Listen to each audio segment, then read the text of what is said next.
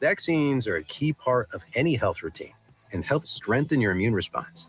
Ask your doctor or pharmacist which vaccines you need. Schedule in minutes at vaxassist.com. Sponsored by Pfizer. Air Comfort Service, heating, cooling, and insulation, weather. This should be our last really hot day of this stretch. Partly to mostly sunny skies. It's hot, but the humidity levels are still bearable. 95, 68 tonight, partly cloudy. Friday, partly sunny. Couple of scattered showers and thunderstorms around, but they look quite limited. I think we got a lot of dry time on Friday, 85. The weekend, partly sunny, mid to upper 80s. This is 97.1 FM Talk. Chief Meteorologist Dave Murray. This hour of the Mark Reardon Show is sponsored by Gamma Tree Experts. Your trees deserve the best care. Call Gamma Tree Experts. This is the Mark Reardon Show on 97.1 FM Talk.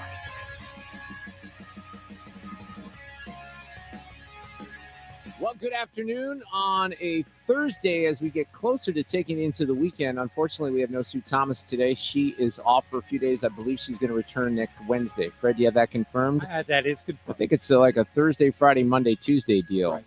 You know, he needs a little time off here on this show is me because I barely have taken any this year. I think I'm looking at a little vacation time coming up. We ran out of fill-in hosts. You know, I do feel it was funny. I don't even know if I ever told you this, but I had some days that were scheduled for like 2 weeks ago, like the week before you took off. And I had scheduled those way, way back in the spring because I was going to go to Vegas before the health crisis came up.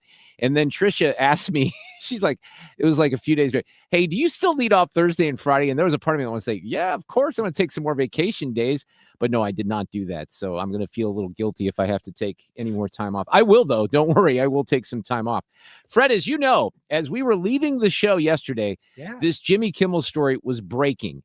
And let me say more than a few things about this situation this afternoon, because the first thing I have to say is I was giddy. I was gleeful.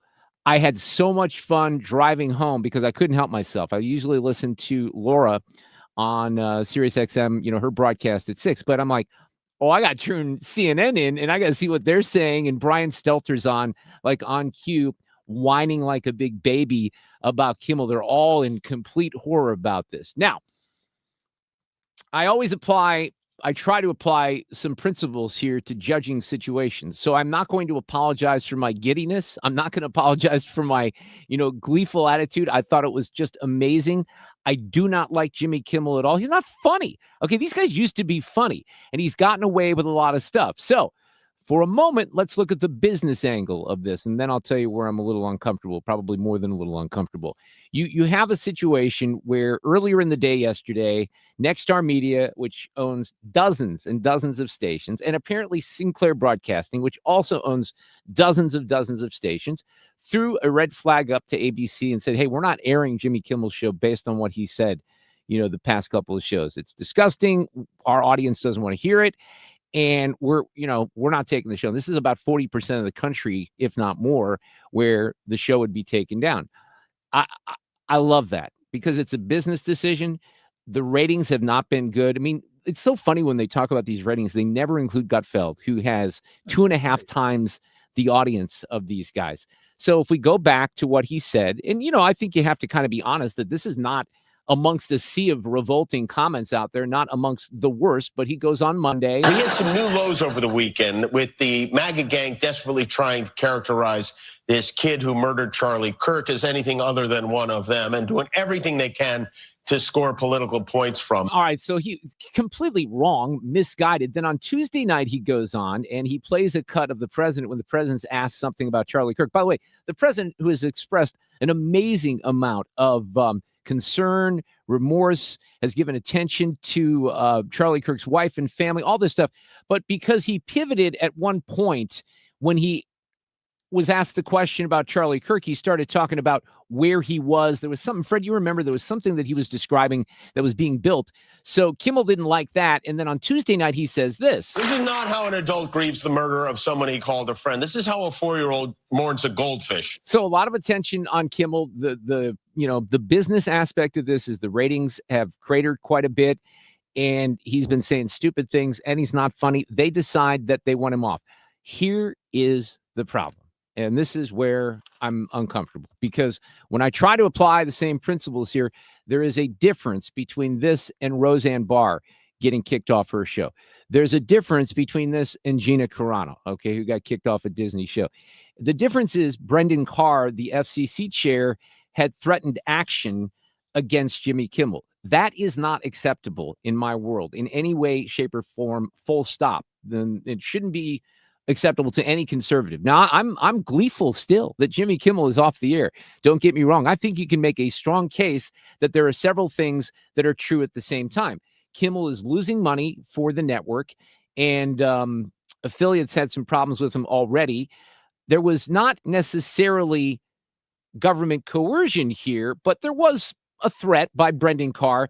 And the problem then becomes is that is unhelpful, because I really feel like we're in a place right now, when I say we, the conservative movement, whatever Charlie Kirk stood for, what a lot of people out there have stood for, and we're ceding the moral high ground on this particular issue. There have been organically, time and time again, ways for people like me, for people on social media, for podcasters who have become enormous, in new media, to take down the legacy media. Time and time again, they do things, and they did it over the weekend. And that's what Jimmy Kimmel was parroting. He was parroting the ridiculous reports by much of the left-wing media that this assassin was a right-winger. And for anyone to believe that in any way, shape, or form, that's outrageous. It's really, but they keep repeating it, and they're repeating it since these the text messages were, being revealed a couple of days ago. But this is a story beyond the media crybabies, and I love the fact that you got people out there. And by the way, Hall of Fame level hypocrisy here on both sides. I'm calling it like I see it on both sides. The amount of hypocrisy here is, maybe it shouldn't be surprising, but it's a little stunning to me, because we should be able to draw a distinction between when, the FCC gets involved in something and when they don't. So here's Brendan Carr. Broadcasters are different than any other form of communication, including here. We're on cable right now. Fox News doesn't have an FCC license. CNN doesn't. But ABC, CBS, NBC, those broadcast stations do. And with that license comes a unique obligation to operate in the public interest. And I don't think that's wrong at all. That's true. Okay, we have an FCC license here at 97.1 FM Talk. There are things that I could potentially say.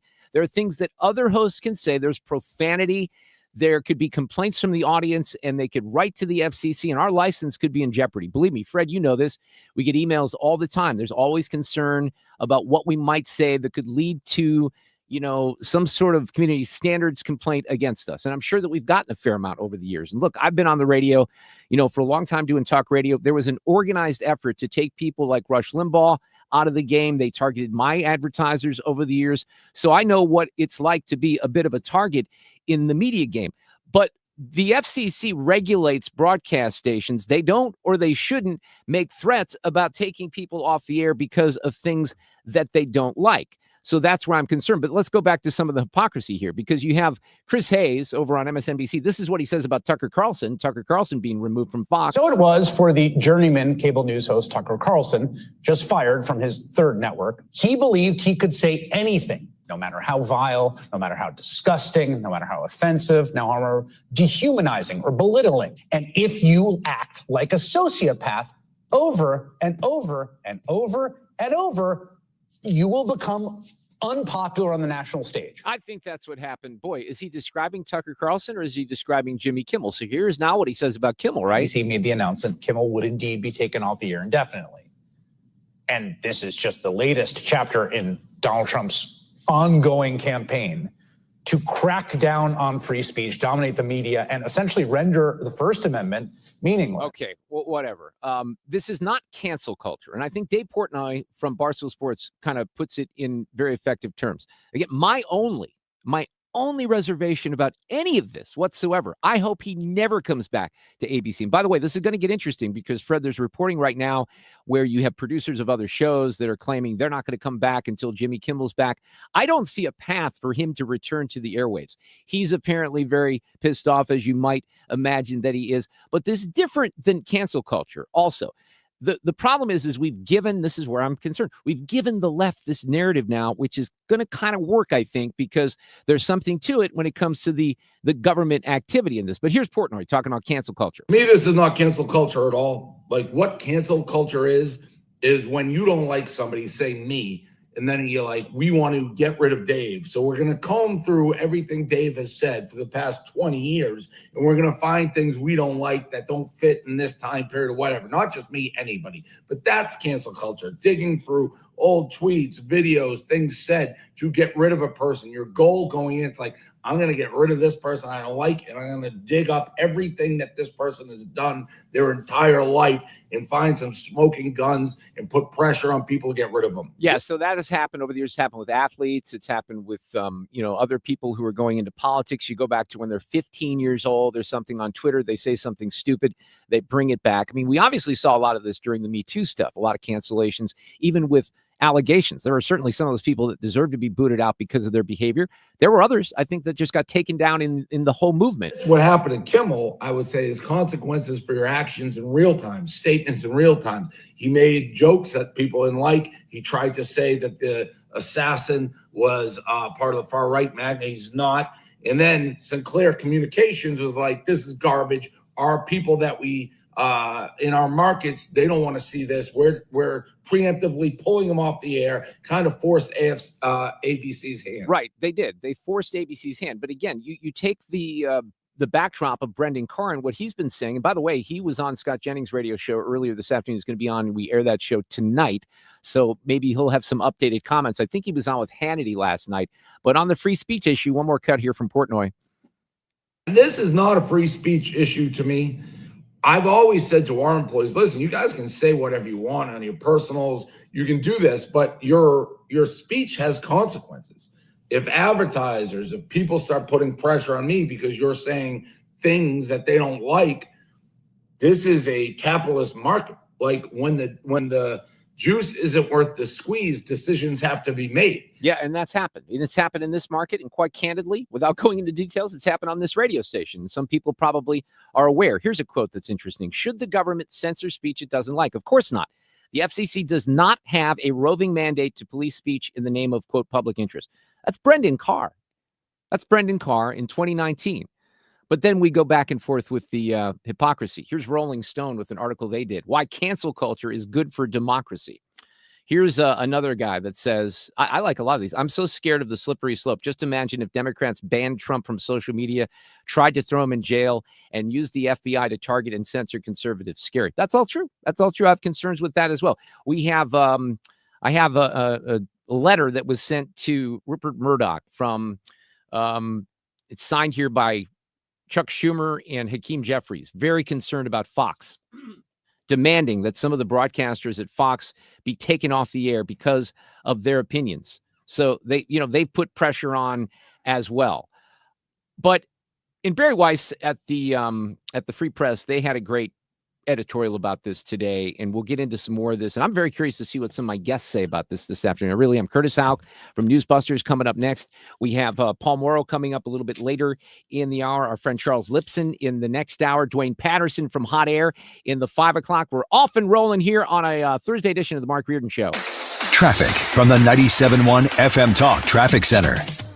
And things are kind of slow going if you're headed 270 southbound from Page to Doherty Ferry in spots. So northbound side Manchester to 64 fills in. 170 southbound slow Ladue to 64. 70 westbound spots from 79 to 64. 64 westbound slow from Kings Highway to Big Bend, Lindbergh to 270. And then 55 southbound starting to see some heat between Broadway and Bates. I'm Trent Erickson with traffic on 97.1 FM Talk.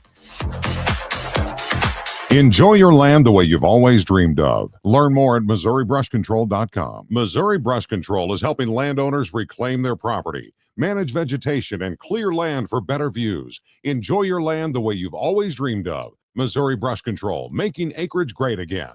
Visit MissouriBrushControl.com. It's summertime, and that heat can play havoc on your plants and trees in your yard. Mark Cox here from my friends at Hanson's Tree Service. Give them a call. They will send a certified arborist to your yard to set up a plant healthcare strategy. They can help you with trees that might have a bug problem or a disease. Plus, they can deliver mulch directly to your driveway in most cases. Just go online to hansonstree.com or call them at 636-379-1830. You know, Bitcoin is the number one appreciating asset of all time. And you even have, the Trump administration is very open to some crypto issues. You have states making it part of their strategic reserve.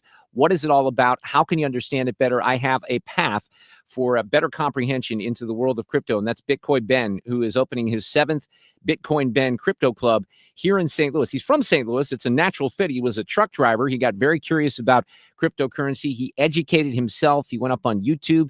He got a lot of folks interested in his very simple method, and I think understandable method of explaining to you what crypto is, what Bitcoin is, how to store it, how to buy it, all of these things. So the club is coming to St. Louis. You can go to bitcoinben.io to hear more about the St. Louis club, the programs, Bitcoin Ben TV, which is out there, the Private Key Capital, which is coming this fall. Here is the website, bitcoinben.io, to find out more today. Bitcoinben.io. Tell them that we sent you over. When you enter a place of business, you're owed a legal duty that the place of business is safe for you to shop in. I'm John Morgan of Morgan & Morgan. If you suffered an injury at a place of business, our duty is to protect you after that harm. Morgan & Morgan, for the people.com.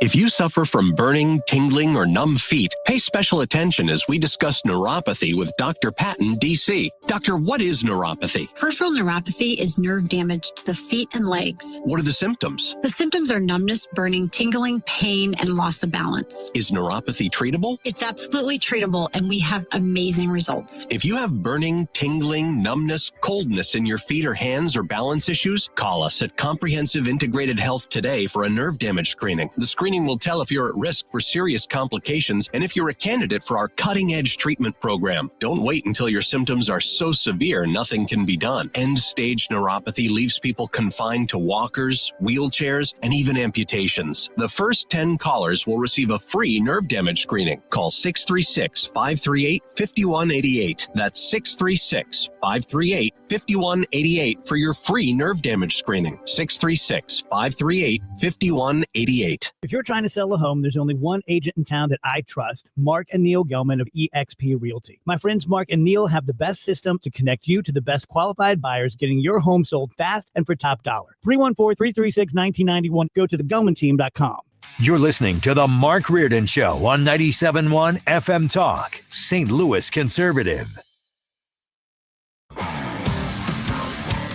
Well, Jimmy Kimmel was fired because he had bad ratings more than anything else, and he said a horrible thing about a great gentleman known as Charlie Kirk. And Jimmy Kimmel is not a talented person. He had very bad ratings, and they should have fired him a long time ago. So, you can call that free speech or not. He was fired for lack of talent. So when Trump goes with the lack of talent stuff, I think that's too easy of a road. I think Jimmy Kimmel at one point in his life did have some talent. He just chose to go down a path here in recent years that, he's not funny. These shows used to be funny. I used to record all of the late night shows. I wouldn't watch all of them, but I'd have them in my DVR because I'd want to go through and see some of the bits and feature some of the audio. And I stopped that a long, long time ago. I think the last show that I watched was probably Fallon because I think he deviates from this as much or a little bit more than the other two. I mean, Kimmel became Colbert Jr., and it just wasn't funny. He goes up there and he cries and he whines and then he says stupid stuff. So here's Brendan Carr with Hannity last night on all this. He's the chair of the FCC. This action today by Nexstar and Sinclair, frankly, it's unprecedented.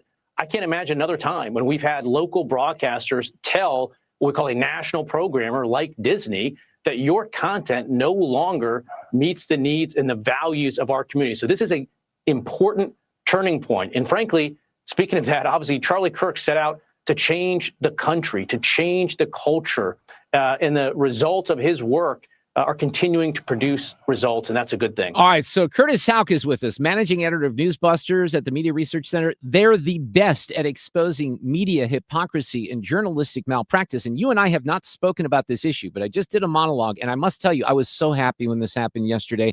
I listened to CNN on the way home. I heard Brian Stelter whining, and they're all carping and whining. But, Curtis, having said that, I don't like the Brendan Carr FCC angle of this story. You take that out of it, it's completely different, and I feel like we're ceding some of the moral high ground here. Well, and I think the thing is, Nexstar and Sinclair, I mean, you can do the wink, wink, nudge, nudge that they want to, Nexstar in particular wants to get FCC approval for its Tegna thing. But, you know, if the left says this really is the end of democracy and we're dealing with a fascist, Nazi, authoritarian, you know, they could have not done that deal and still tried to seek approval anyway. So at the end of the day, they kind of screwed themselves in terms of being able to, you know, keep the legal high ground because they made this decision anyway. So now they can, you know, plausible deniability is out there. The one thing I will say about what Brendan Carr has been doing that is correct, not just yesterday on the Benny Show, but other appearances, explaining the difference between CNN, MSNBC, Fox News, and ABC, CBS, NBC. That there is a huge difference with radio and the FCC, that they serve a public good, that while, yes, there's obviously rules about language and things like that, and you know, there's different sorts of things on CNN and MSNBC and Fox News, but Newsmax, News Nation, it is not the same as the broadcast networks that you can get via the proverbial rabbit ears or the people that are able to listen to us right now in their car, because that is basically, you know, free signals that the government is giving you. The government is giving you a signal and therefore a right to print money because of it. And that's what makes this different from ABC different. I will say, though, obviously, Kimmel, Colbert is a very vile person, but, you know, he was kind of a known entity when he came in because he was with the Daily Show and Comedy Central. Right. He was hired at CBS to do this job as a partisan. Kimmel being in Los Angeles, so therefore he has easier access to Hollywood elites to talk about their movies and so on and so forth. He has made a conscious decision in the Trump era to align himself with them. He was the host of that infamous George Clooney, Barack Obama, Joe Biden fundraiser. He was writing fundraising emails for Adam Schiff or Alex Christie, who did a lot of the legwork on this with the Charlie Kirk clip in question that got him in trouble. Mm-hmm. He's been counting these guest counts since September 2022 through June of this year. Kimmel has had 58, elected influencer journalist liberals, 58 versus 2 Republicans. And the 2 was the same person. It was Mike Lindell, to be made fun of on the show. That's an interesting little math equation there. And I get all that. I really do. I understand that. But when you got the chair of the FCC saying, we could do this the easy way or the hard way, whether or not he's right on some of these other things, and I do think this is, mainly a business decision, but it appears as if there was this government coercion. And I try to look at it from, the same perspective if this was flipped in the other direction.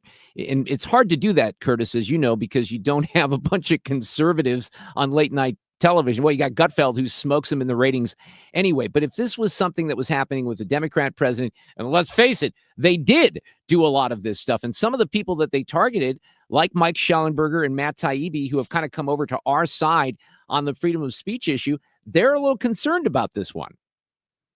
Yeah, they are. I mean, the Free Press has come out with an editorial more or less basically saying the same thing. I would say, I think Eric Erickson, who's kind of in your position, he made the correct point this morning that the left, a lot of people on the right, more than probably a few weeks ago, are done playing these games. The left has set the rules. We're going to play by the left's rules, like it or not, unfortunately, because we've seen what happens. We've dealt with this for far too long. And I think the reaction to this has only given Carr more support to do what he's done. They are treating this like it is a bigger hit to them than the Charlie Kirk assassination. Well, no, that's They're true. going wall to wall. Yeah. No, They're I going know. wall to wall. Cooper last night spent 58 of his 60 minutes, including commercials, talking about Kimmel. And then he was like, oh, yeah, by the way, 3 police officers were shot, dead, 2 are fighting for their lives in York County, Pennsylvania. Bye. Total whack and total warp set of priorities. Well, that's been occurring since the weekend. We talked last week. I mean, we can kind of back up here a little bit and talk about the ABC reporter who tried to romanticize the assassination. You can talk about, I'm stunned. I highlighted something yesterday from David Schuster. Have you looked at that guy used to be an NBC reporter. I used to watch his stuff on NBC Evening News and on the Today Show. Then he went to MSNBC. He is unhinged beyond control. And some of the things that he's posting up on his site are just unbelievable. But these people have millions of followers in some cases, Curtis, as you know, and they keep spreading. Even in the aftermath of this whole Jimmy Kimmel thing, they are insistent that this kid was MAGA. He was to the right of MAGA, and that's why he did it, because Charlie Kirk was not conservative enough. All the writings were on the wall. His whole family's MAGA. He's been around guns his whole life. There's no doubt this is a Republican deal. He's on your team. He's not on our team. They're still going with that. Yeah, I think that's absolutely remarkable, that the fact these are the same folks, the white liberals who lecture, ooh, my boomer MAGA supporting dad or grandma believes everything they see on Facebook. Okay, well then what are you guys doing here by peddling this guy's thing on Twitter and all the crazy things on Bluesky? Like, what is this here? And I think this is like the interesting fourth kind of narrative shift that I've seen in the coverage of this story, because you throw in the Matt Gutman with Montel Williams saying on Thunderdome that this guy was a love-torn child in the throes of his first real relationship. They said that on CNN. And he was doing this to protect them. Right. On CNN. Yeah. Yeah. And then what Kimmel did was more like, that was step 4. And step 3, the left has done is, no, he himself is responsible for his own actions. We can't blame any wider ideology. Never mind, they tried to do this with Donald Trump, and let's just say the El Paso Walmart shooting, to pick one, or the Tree of Life synagogue in Pittsburgh. They blamed Trump for that one as well. Kimmel was on step 2, which was the right winger. And then obviously the first one, I think, had 1A and 1B, the people's genuine reaction doing the right thing. And then what we also talked about last week, the controversial lightning rod saying all the stupid things. Kimmel, because late night shows are usually a few days behind, he was stuck on the shooter's a right winger. And David Bozell made this point to some of us today, which is he came out and said these things about Charlie Kirk and the president after teams of writers, I don't know if he had 200 people on staff like Colbert, but he probably had a lot, maybe close to that. Right. Yeah. And that they vetted through all of these people. Let's just say there's 10 writers in the room, 12 writers. All these people saw this, including Kimmel's wife. Folks should know this. Fun fact. Who, by the way, is from here, from St. Louis. It's his wife. Yes. Yeah, she's from here. I don't know if you knew that. No. Yeah, St. Louis, little St. Louis connection. Look, and I just want to go back to my original point, which is, I hope I never have to see the guy again on late night television, because he was disgusting. He was revolting. I cheer on his demise with giddiness, but I'm still uneasy about the Brendan Carr angle, and we'll see where this takes us, because I don't think this story's finished yet. I think you'd agree on that. No. Of course not. No, absolutely. I don't think he's done. The president's not done. Brendan Carr's not done. But the left's reaction to this, the hair on fire, like, guys, Kimmel is still alive. Yeah, like, he'll be he can okay. still go on Yeah, Netflix be and okay. do whatever he wants. He's making millions a year. Someone's going to give him a cable show. Curtis, have a great weekend. Thank you. Take care, All my right, friend. we'll see you. Traffic from the 97.1 FM Talk Traffic Center. Kind of rough on 270 southbound, getting pretty busy from Page down to Doherty Ferry, northbound side Manchester to 64. 170 southbound, hit the brakes, Olive to 64. 70 westbound, spots from 79 to 64. 64 westbound, Kings Highway to Big Bend, slows then through Chesterfield, and 55 southbound. It's pretty heavy before to Broadway to Bates. This report is sponsored by Baron Mere Glass and Door. Baron Mere Glass and Door has the largest, most beautiful showroom in all of St. Louis. It's full of the latest, most custom designs located in the Chesterfield Valley. There you'll see why they say creativity unlimited, quality unsurpassed. I'm Trent Erickson with traffic on 97.1 FM Talk. Hey, it's Annie with my friend Stewie, and Stewart's American Mortgage and the Bagel Loan gets you your mortgage or your refinance at no closing costs. And I have Stewie with me right now. You're all about saving people money. Fiscal responsibility is really in right now, and you've got something up your sleeve for these folks. You know what, Annie? Some people like to get better cash flow. Other people just want to pay off all their debt. So we're going to do something very, very unique. In Scotland, it was traditional to paint the door red once you paid off your mortgage. So we're going to give you the Red Bagel Challenge. If you refinance with us and you consolidate your debt and you get your mortgage paid off in half the period of time remaining, we're going to give you a $1,000 bonus at the end of that term. Well, Stewie's all about helping you build your wealth and build equity, and the bagel loan is another way to do it. Remember, no closing costs with the bagel loan. Reach out to Stewie directly with 314-324-4440. That's 314-324-4440. You can Google bagel loan for more information. NMLS number 226715. Celebrate September with Zero Res and get 3 rooms of carpet cleaned starting at just $129 and take $75 off your air duct cleaning. Book online at ZeroResSTL.com. Take advantage of these huge savings.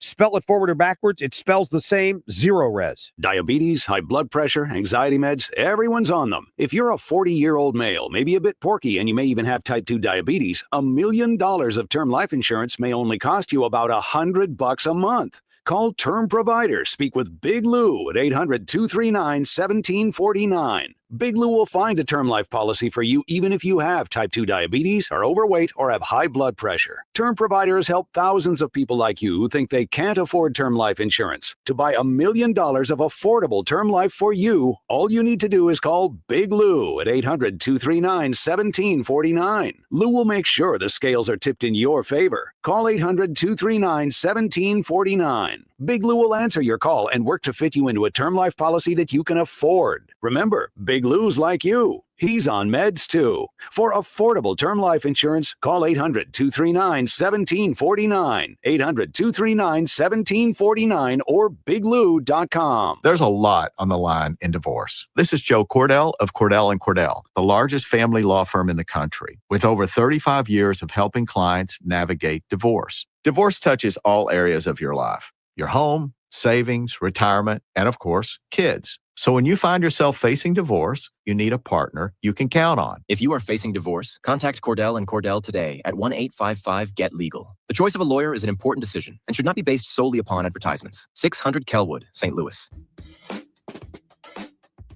It's Tom Ackerman for Ophthalmology Associates, the doctor's doctors, 314-966-5000 or online at youridoc.com. It's time for a $98 AC tune-up.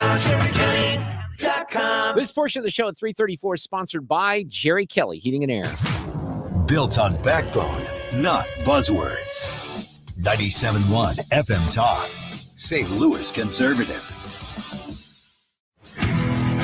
Friday's almost here. We have a Reardon Roundtable tomorrow at 3 p.m. Jane Duker on the panel. Greg Keller, who's always on fire on my side. State Rep Steve Butts, who took me to a Mizzou game last week. But we won't let him off easy tomorrow since he's on the other side of the table. So a lot of fun stuff tomorrow with Paul Hall and Frank Cusimano as well. And then Ethan's News. Ethan's going to have to do Sue's News this afternoon because Sue is off for a few days. Paul Mauro back with us this afternoon, Fox News contributor.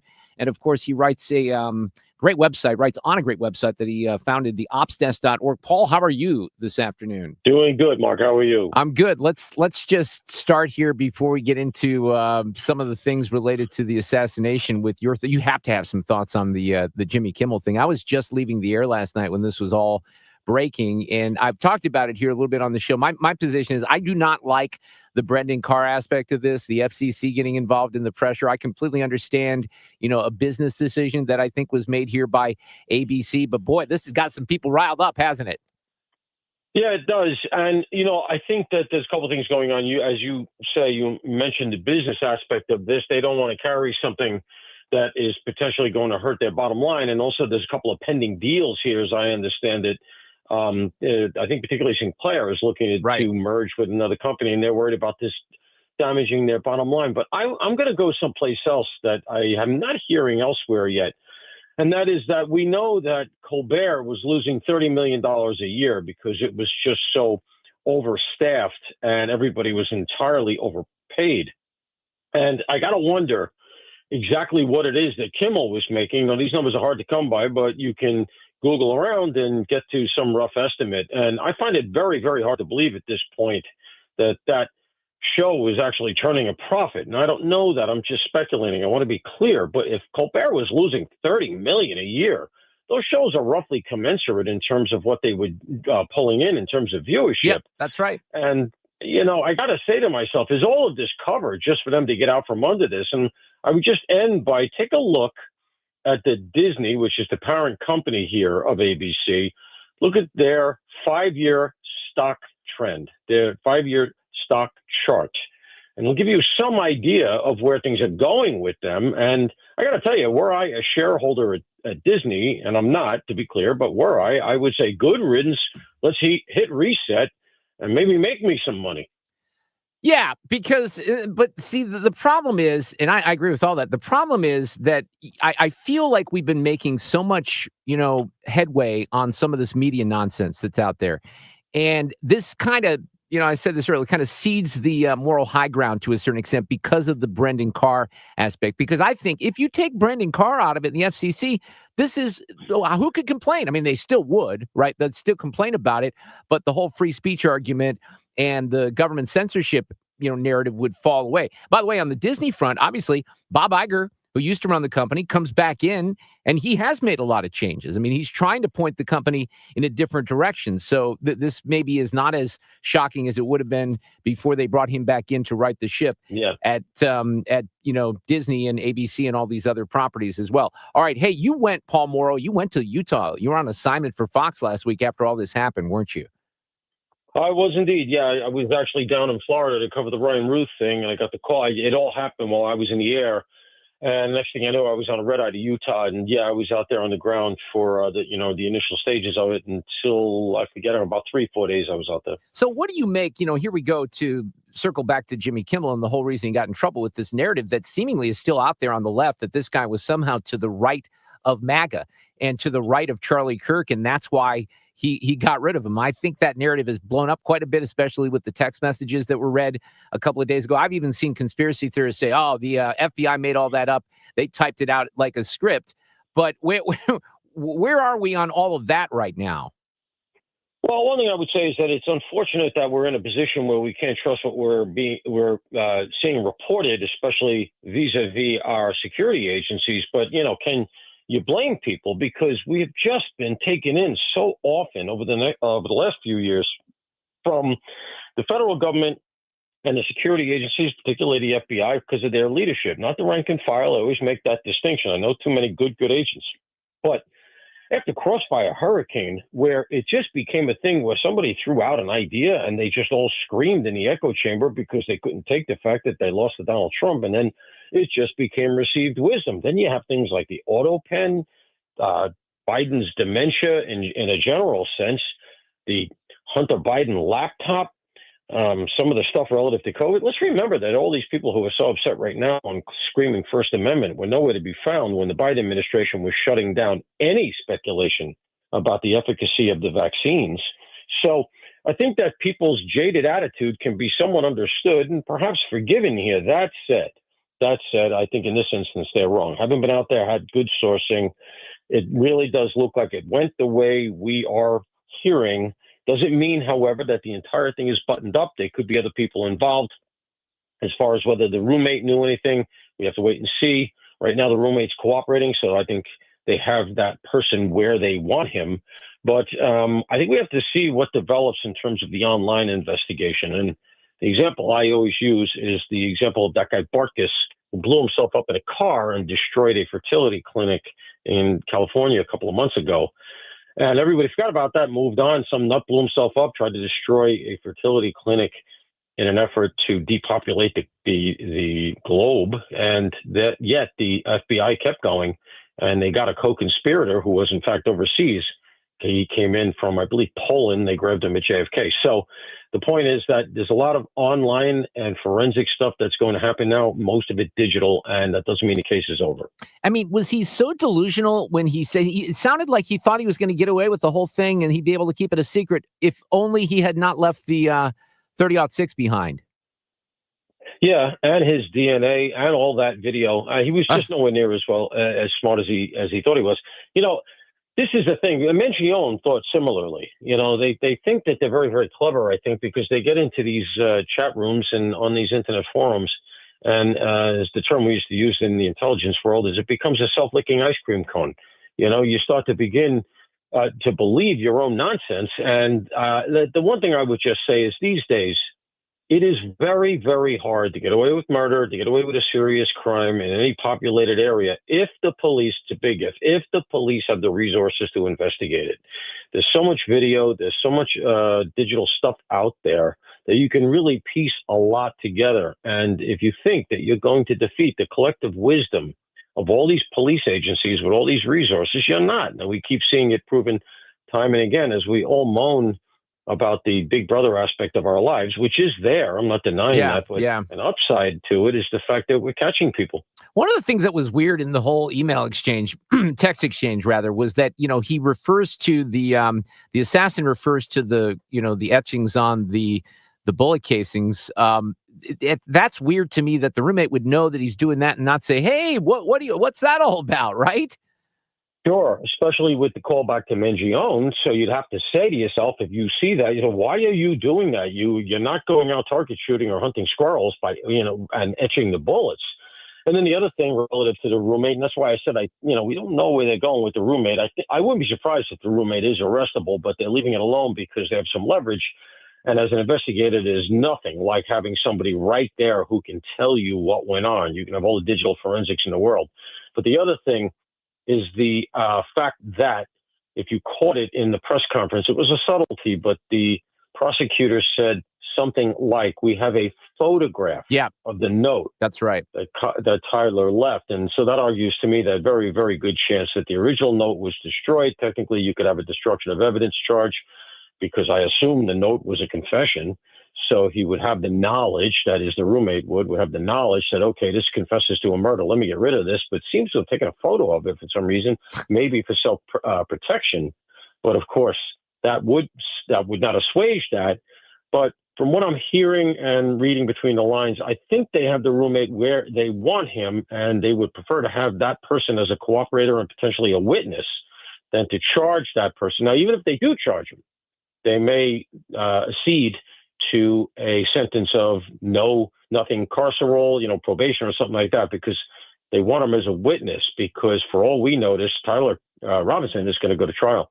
Yeah, well, and I think it probably makes sense from an investigatory standpoint right now. Paul Mauro is back with us this afternoon. When I was on the air yesterday covering all this stuff, and it's been a crazy news cycle as it always did, we got 5 cops that are shot in York County, Pennsylvania, and 3 of them were killed. I don't know if there's an update on the condition of the other officers, but that's another horrific story. Yeah, critical but stable for the other 2. Thank God. It looks like as of now they're going to make it. I don't want to put out false hope. I'm just quoting what I've read.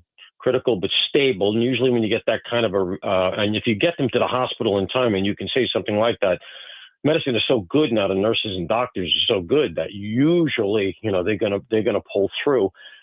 It looks like it was a domestic, which is very often the case. There's nothing more highly charged than domestic circumstances. I hated them. There are 2 jobs. Every cop hates that and the car stop, because you're walking up on the car, you don't know what you're getting into. But domestics are always really, really highly charged. And, look, they went hard. I mean, there were 5 cops on the scene. So they knew that they had a highly charged situation, and yet this still happened. It just shows you never know what you're going to get into. And if you look at the numbers of the Pennsylvania State Police and you do the calculus in terms of the ratio of them losing 3 officers, this would be the equivalent of the NYPD losing in the mid-20s all in one incident. It's roughly the equivalent of what happened on 9/11. It's awful. And, unfortunately, just because of everything related to Jimmy Kimmel, it's getting eclipsed here in the news cycle to a certain extent. Paul, thank you so much. I know how busy you've been. You've been traveling across the country. Have a great weekend. We'll talk soon. You too, buddy. Talk soon. Traffic from the 97.1 FM Talk Traffic Center. All right, we've got delays headed on 270 southbound from Page to Doherty Ferry, northbound side Manchester to 64, 170 southbound slow Olive to 64. We've got delays westbound on 70. Some spots that go from about 79 to 64, not terrible. 64 westbound Kings Highway to Big Bend through Chesterfield, another delay. 55 southbound heavy before Broadway down to Bates through the work zone. And this report is sponsored by The Diamond Shop. The Diamond Shop, making St. Louis sparkle for over 100 years. I'm Trent Erickson with traffic on 97.1 FM Talk.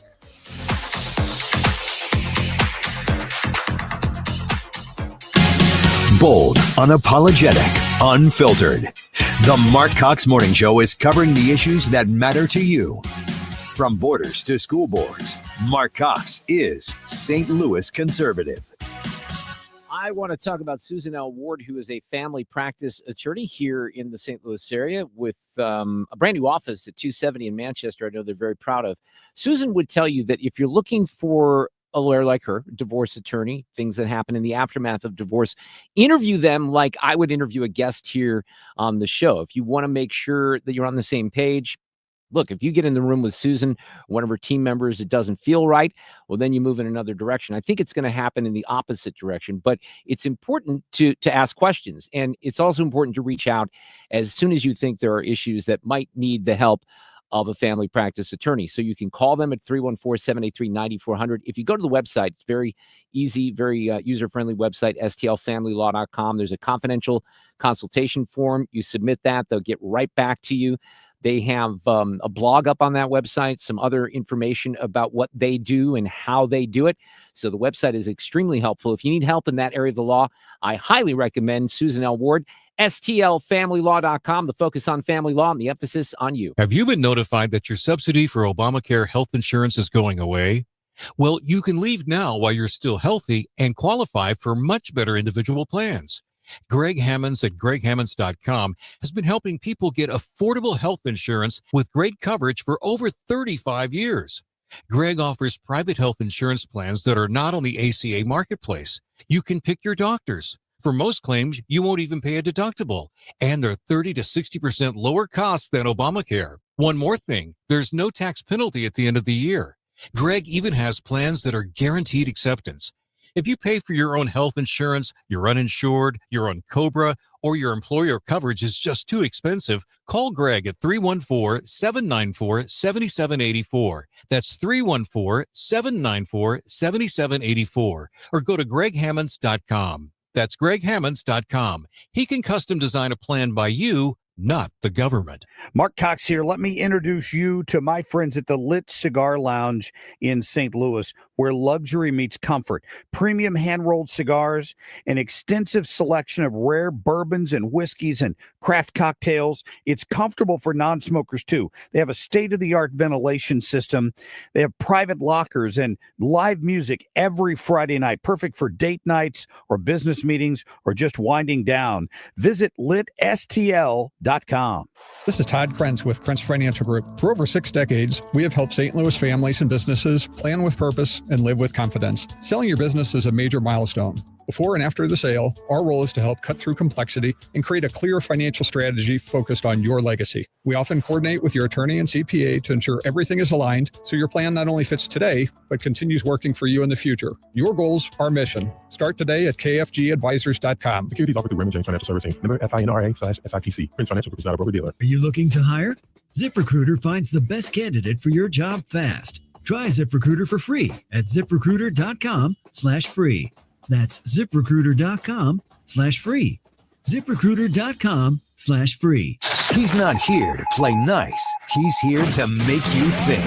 Mark Reardon on 97.1 FM Talk.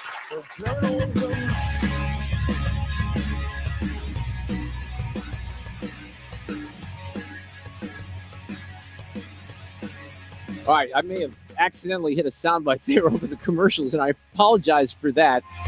I'm off my game because Sue is not here this afternoon. I'm just going to blame her.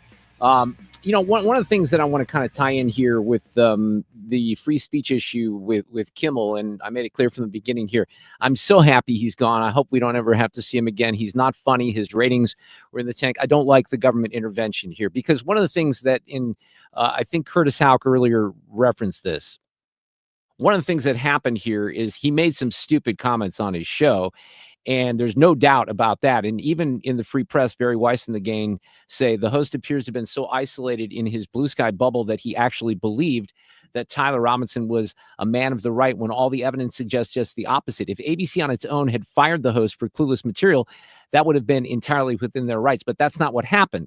And that's not what happened. That's the issue that I have.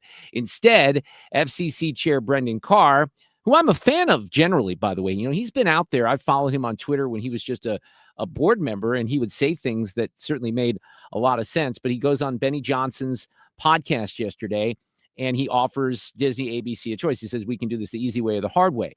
So the other comment was these companies can find ways to change conduct and take action, frankly, on Kimmel, or there's going to be additional work for the FCC ahead. Now, what Barry and the team at the FP say is that's known as jawboning, when state actors use threats to inappropriately compel private action. That's an awfully nice broadcasting license you have there, Bob Iger. Shame if anything happens because of your Jimmy Kimmel problem. And they say this has been a pattern for the Trump administration since the tragedy at Utah Valley University. Earlier this week, and I highlighted this, and I don't like this either, Attorney General Pam Bondi pledged that the Justice Department will target hate speech, which is protected by the First Amendment.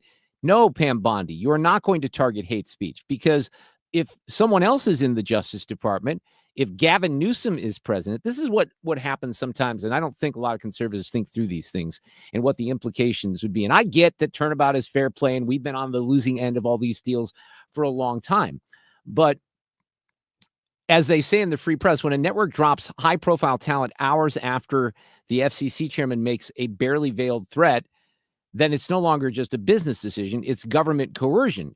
It is now Trump administration policy to punish broadcasters for comedy that doesn't conform to its politics. That is censorship. I agree here with Barry Weiss. So there's no doubt that the market pressures were real as well. That's why I wish they would have stayed out of it. Sinclair and Nexstar, they control hundreds of stations. They threatened to drop the show after the episode Monday night. They have a right to do that, right? Now, there's complications because Nexstar is waiting for FCC approval of this merger with Tegna. That's a smaller company. They own local TV stations. That would give Nexstar 265 local affiliates in 44 states. That's a big deal. And Brendan Carr has to decide whether or not to approve that. That seems to me to be a bit of a conflict of interest here. So, look, I want to go by what Brendan Carr said in November. He posted, "We must dismantle the censorship cartel and restore free speech rights for everyday Americans." Absolutely. That's absolutely what we should do. And that's not what we're doing here right now. So I don't know if more of the story is going to be told. I don't know more of the story because I can see it completely feasible, even though the timing, the perception doesn't look good. Is it possible that Nexstar and Sinclair took these complaints to, Disney before Brendan Carr even said any of this stuff? I think there is a chance of that, but the timing makes it look like it's not very good. We'll continue to talk about it. We have Sue's News with Ethan Hannaford filling in. Sue is not here today. That's coming up in the next hour. Also, Charles Lipson. I'll be very curious to see what Charles has to say from the University of Chicago. He's a professor emeritus up there, and we have him on as a regular guest when it comes to politics. In the 5 o'clock hour, Duane Patterson. I love Duane. He's become one of my favorite pundits. He works with Hugh Hewitt on a daily basis. He writes at hotair.com.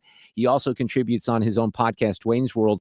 And I like a day like this because I've been, a little active on the X, formerly Twitter. Some of these other folks are participating. Duane's doing Q's show right now this afternoon. We have not spoken about this issue. I genuinely do not know what he thinks of this. I think I know a little bit about what Hugh says because here's what he said earlier.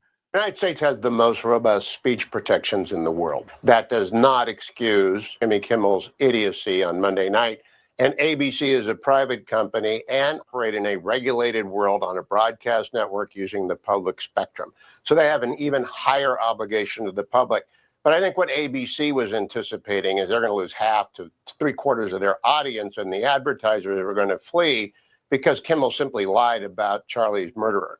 Charlie was assassinated by a left-wing fanatic. And that can be said over and over again, and you can't get away from that. I like the business decision angle. I don't like the government intervention angle. Traffic from the 97.1 FM Talk Traffic Center. 44 on your westbound side is pretty jammed from just before Elm down to past Lindbergh, just before 270, the ramps there, because we got a crash working in a lane there. North or west, eastbound side, make that looks okay. It's just your westbound side having some trouble there. Southbound 270, slow spots, Page all the way down to almost Gravois now. Northbound side from Manchester to 64 on the brakes. So 170 southbound hits the brakes from Olive to 64. Westbound 64, Kings Highway over to Big Bend, then through Chesterfield. Eastbound delays go through Chesterfield and then pretty much ignite to Big Bend. And southbound 55, very heavy from Broadway to Bates through the work zone. This report is sponsored by Jerry Kelly Heating, Air Conditioning, Electrical, Plumbing. I'm Trent Erickson with traffic on 97.1 FM Talk. The Martins came over, we were having spaghetti when we suddenly noticed that we started getting sweaty. So we grabbed the keys and we ate it in the van. That's what my friend said, call Cherry Kelly, man, CherryKelly.com. Give him a call even though it's late, CherryKelly.com. Accidents can happen in the blink of an eye, especially in a busy city like St. Louis. Whether you're a rideshare driver or passenger, injuries can leave you feeling lost, confused, and unsure of where to turn. At Kaufman Townsley, we understand. We're from here. We live in St. Louis, and we know what it takes to fight for the rights of our neighbors. We're here to help you through the difficult time with the experience and care you deserve.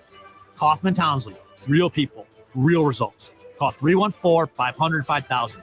That's 314-500-5000. I hear from sellers all the time that they fear they have missed out on the selling market. They are so relieved to learn September, October, and November are strong selling months. With low inventory and hopefully lower interest rates, this fall will be a hot one for real estate. I'm Christina Straight, owner of Straight Realty. You may have heard me say, why pay more than 4 for years? Now it's why pay more than 2, saving you even more money. Call me 314-441-4444. And remember, why pay more than 2? Straight Realty is a licensed broker in the state of Missouri, Kansas, and Nevada. When you're approaching retirement, there are a lot of questions to answer. Do you have enough money to fund your income for life? How should you claim Social Security? And what's your plan for health care and long-term care? Hi, I'm Eric Robert, Director of Investments with the ClearPath Wealth Management Group at Stifel and host of On the Money Saturday mornings at 11 on 97.1 FM Talk. Don't leave your retirement to chance. It's crucial to understand and address relevant risks before you retire.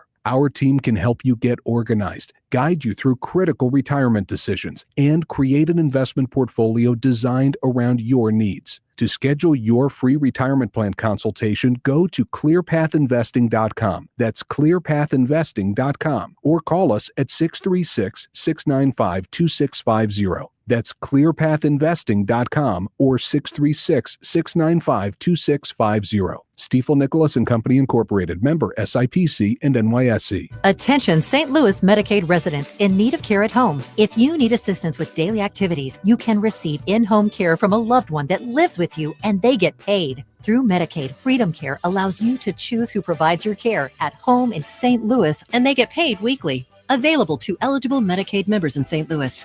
Call now to check your eligibility. It can be your daughter, son, a close relative, or trusted friend helping you with cooking, transportation, laundry, and other activities in your own home. You get the help you need, and your caregiver gets paid. Freedom Care has over 7,000 5-star Google reviews and is a leading choice in St. Louis for in-home care. If you have Medicaid and want to receive great care from a loved one, go to freedomcare.com or for faster service, call 314-597-1749. 314-597-1749. That's 314-597-1749. Freedom Care, we're here for you. KFTK FM Florissant from the Kaufman Townsley St. Louis's Injury Lawyers Studio. Call 314-500-5000. That's 314-500-5000. All on the Odyssey app. Sue's News coming up here for a Thursday afternoon. It's Ethan's News this afternoon. Sue Thomas is off for just a few days. A free speech fight. I'm Lisa Brady, Fox News. Democrats in Congress say the suspension of Jimmy Kimmel's show after comments he made following Charlie Kirk's death is censorship. Donald Trump doesn't want a democracy. He wants a throne, and his cronies are clearing the way. Florida Congressman Maxwell Frost accusing the Trump administration of implementing what he calls a dangerous agenda to punish opposition. Fascism is not on the way. It is here. Senate Minority Leader Chuck Schumer calling for the head of the Federal Communications Commission to resign or be fired. FCC Chair Brendan Carr just telling Fox. These were local TV stations licensed by the FCC that have a public interest obligation to serve their local community. They pushed back on Disney and said, we don't think that this type of programming is responsive to the needs of our viewers in Utah, in Pennsylvania. And that's exactly the way the system is supposed to work. Democrats suggesting FCC pressure was part of ABC's Kimmel decision. Parent company Disney and a media company that owns stations both have upcoming business with the FCC. President Trump says Kimmel said a horrible thing, but was fired for bad ratings more than anything else. Jimmy Kimmel is not a talented person. He had very bad ratings, and they should have fired him a long time ago. So, you can call that free speech or not. He was fired for lack of talent. He's also doubling down on finding out who funds Antifa after designating the left-wing group as a terrorist organization. A prosecutor says 5 officers shot in Pennsylvania yesterday were ambushed. This began as an incident of domestic violence. York County DA Tim Barker says the gunman, who was ultimately killed as officers returned fire, was suspected of stalking his ex-girlfriend and was hiding in her house, opening fire when police arrived with a warrant for his arrest. 3 officers were killed, 2 others injured, including a sheriff's deputy. America is listening to Fox News. Seems like there's more identity theft in the news every day. Another major healthcare breach was reported today, resulting in the exposure of 1 in 4 consumers have been a victim of identity. That's because there are endless places that could accidentally expose you to identity theft, in a breach, or simply by mistake. LifeLock monitors hundreds of millions of data points a second.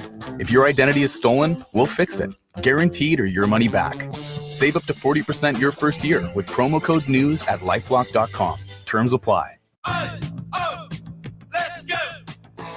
You're still glowing, flirting, grooving. You still got it.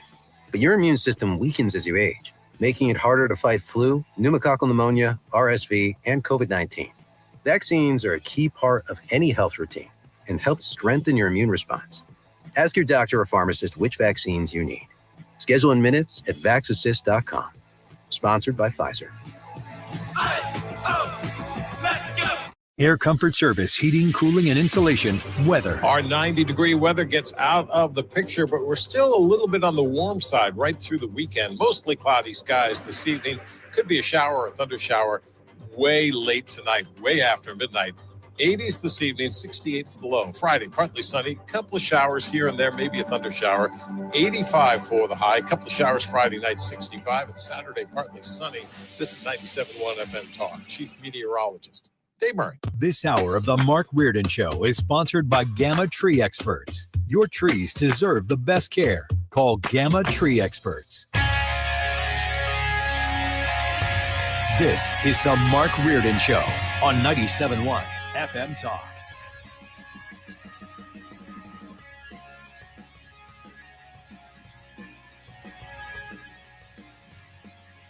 All right, we are back for our second hour here on a Thursday. Sans Sue Thomas. No Sue Thomas today. She's off for a few days. We always miss Sue. I do have my blanket out, though, in her honor because it's so damn cold in this room. But Fred is here with us. Of course, Ethan as well. Hello, Fred Bottenheimer over there, ladies and gentlemen. What do we have talked about for tomorrow, Fred? We got the roundtable tomorrow. We'll have Jane on the panel. Greg Keller will bring the fire. We always know that. State Rep Steve Butts. We have the Republican, one of the Republicans seeking nomination for Illinois Governor, Ted Dabrowski, is going to join us in the studio tomorrow afternoon. We'll have all the fun stuff, of course. Ethan's and Ken news. Dubinsky, one of your NIL people. Yeah, well, Ken's a good friend, and he does some of the stuff with Mizzou and NIL with these chips that have been featuring Luther Burden, the third. I almost said junior. He kind of went to the third. And then Kevin Coleman, who's another outstanding wide receiver. So we'll do that. We have Paul Hall tomorrow talking entertainment. I talked about this a little bit yesterday, but are you someone who has an interest? Because like Ethan has no perspective. He's going to, I think, join us here in a second, but he does not have that Charlie Sheen perspective. Do you have an interest in that documentary? Which one? The Charlie Sheen documentary. No, I don't. Really? No. Why? You don't like the train wreck stuff? No. Oh my God. You're the one. You're the only one in the country, because that's the whole, I think the documentary kind of encapsulates the whole fascination that we had with him in the first place. And, what I said yesterday was interesting, Fred, is he really wasn't known entity at all. Obviously his dad was, and Emilio, his brother, was already establishing himself as, he never became an A-lister, but he was getting gigs. And then Charlie Sheen, the story, I can't even do it justice, because John Hughes directed Ferris Bueller's Day Off, right? And Jennifer Grey, who's in Ferris Bueller, convinces John Hughes to let Charlie do this little bit part that she thinks would be perfect. Remember, he's the one that's in the hospital. He's got the leather jacket on. He looks like he's fallen asleep and wasted, which was kind of what Charlie Sheen was. So and again, I might be misrepresenting this just a little bit because my memory is terrible, but he oversleeps and he's late for the audition. He thinks it's done. He thinks it's over. But apparently, I guess John Hughes himself might have been late that day too. Something like that happened. So he doesn't think he's going to get the gig. He gets the gig. And then that scene becomes, rather iconic. There's so many scenes in that movie that do. I mean, it's just a legendary movie. And then he starts getting the calls and, Platoon comes and, you name it, movie after movie after movie. And then he's one of the biggest stars on the planet, literally. And then you get into the, the 2.5 Men. And when he's starting to lose his, the pattern that develops, and John Cryer is very honest about this at the beginning of the documentary, is Charlie, gets something that's amazing. And then he spoils it. He goes down, he does too many drugs. I'm paraphrasing here, and alcohol. Then he kind of gets back on the horse and he has another, level of, succeeding, because he really did have so much success and he made so much money in Hollywood. They were paying him at a certain point $2 million an episode. Wow. For 2.5 Men, $2 million an episode. 2 million. Right. I remember Friends people I think they were getting like $1 million or something. Right. Now there were more Friends than just Charlie Sheen. John Cryer, he's on there and he's saying, man, I got a third of that. And this was at a time where they had to decide. And this is interesting too, because Les Moonves, who used to run the company that we worked for when we worked for CBS, and I can't remember if it was, they go to Charlie Sheen's house. It was someone else from the company. And it wasn't, what's his name? The creator, Chuck Lorre. I don't think it was Chuck Lorre. I think it was Moonves and somebody else. They put two pieces of paper. Okay. They say, this is going to go one of two ways. They're kind of like what Brendan Carr said yesterday. One of two ways. Here's our statement. Charlie is going into rehab. He's going to fix his problems. He's going to come back and the show is going to be great again. That's generally the consensus. Statement number two, the show is over. We're done with this. So they go with number one. He goes into rehab, but I mean, he negotiates really hard, and they feel, because the show is making $155 million for the company. I don't know how often that was turned over and how much they were making, but $2 million an episode for him. I can't remember that number. That I'd have to look at the math. If the 155 was like a year, or if it was just for an episode. It can't be just for an episode, you wouldn't think, right? No, there's no way. But think about the math of paying him $2 million. Yeah. John Cryer, 700,000, whatever it is. That adds up after the course of 20 episodes for sure. Was that all in the documentary? Yeah. Oh yeah. You're making me want to. Yeah, all this stuff. Like, it's two parts, and it's almost in a situation where you want more information, because they did some weird stuff too. Like, they have him. I'm a fan of documentaries, but they have Charlie Sheen essentially telling his whole story from a booth in a diner, and there's like a bottle of ketchup and mustard right there, and there's not a whole lot of angles. It's like, why wouldn't you have done some different interviews with him at different locations? So that didn't make any sense from a just an aesthetic point of view when it came to the documentary. Martin Sheen does not take part in the documentary, and Emilio does not either, but Charlie has great things to say about his dad. I mean, I think his dad, Martin, comes off as pretty loving father here, even though he was not, in these kids' lives when they were small, because he was such a successful actor on his own. But when it came to intervening in his son's life and Charlie's life, he was trying to save his damn life, So it's a Charlie Sheen approved documentary? Yeah, yeah, because they could have made one that made him look a lot worse. I don't know if he's listed as a producer. He might be, but yeah, he's featured. He tells his story. He's been sober for 8 years. They have, both ex-wives are in. I don't know if he had 3 wives or 2, but both ex-wives, 2 of his children. I didn't even know. He's got like 5 kids, I think, and 2 of his kids were featured in the documentary. So yeah, it focuses on the train wreck that was Charlie Sheen, but I think it goes beyond that, because there are, there's pop culture stuff in there. There's things that everyone can relate to. So, and you'll see, there's a couple people that they feature and they storytell about that now I want a documentary on them. And one is Nicolas Cage. Oh, because that'd be good. they were in the same. Nick Cage was out there, he was weird. And there were a couple of people at the same time that were doing things like Charlie Sheen, but he was the one that was getting all the attention. He was drawing the attention to himself. And then, of course, the whole winning thing, and the crowds were, when everyone was cheering him on the loudest, he was on the lowest part of his life, where he probably could have died from some of the levels of cocaine and alcohol that he was putting in his body. And so it's quite a remarkable story. I would just say that there's a lot of good documentaries out there. The Katrina documentary is worth watching. Ethan and I will both tell you that, the 9/11 doc that's out there that came out, the Hunt for Osama bin Laden, is really, really outstanding. So there's some good stuff out there in the documentary world that I would recommend. Now, I have a question for you, Fred, because you just traveled. And do you take time, like you were on a shorter flight because you went to Florida, right? Well, we actually drove down. Oh, you drove down to Alabama. Okay, That's so let's right. go to your trip to Japan, yeah. right? So you're on a flight. It's how long was that flight?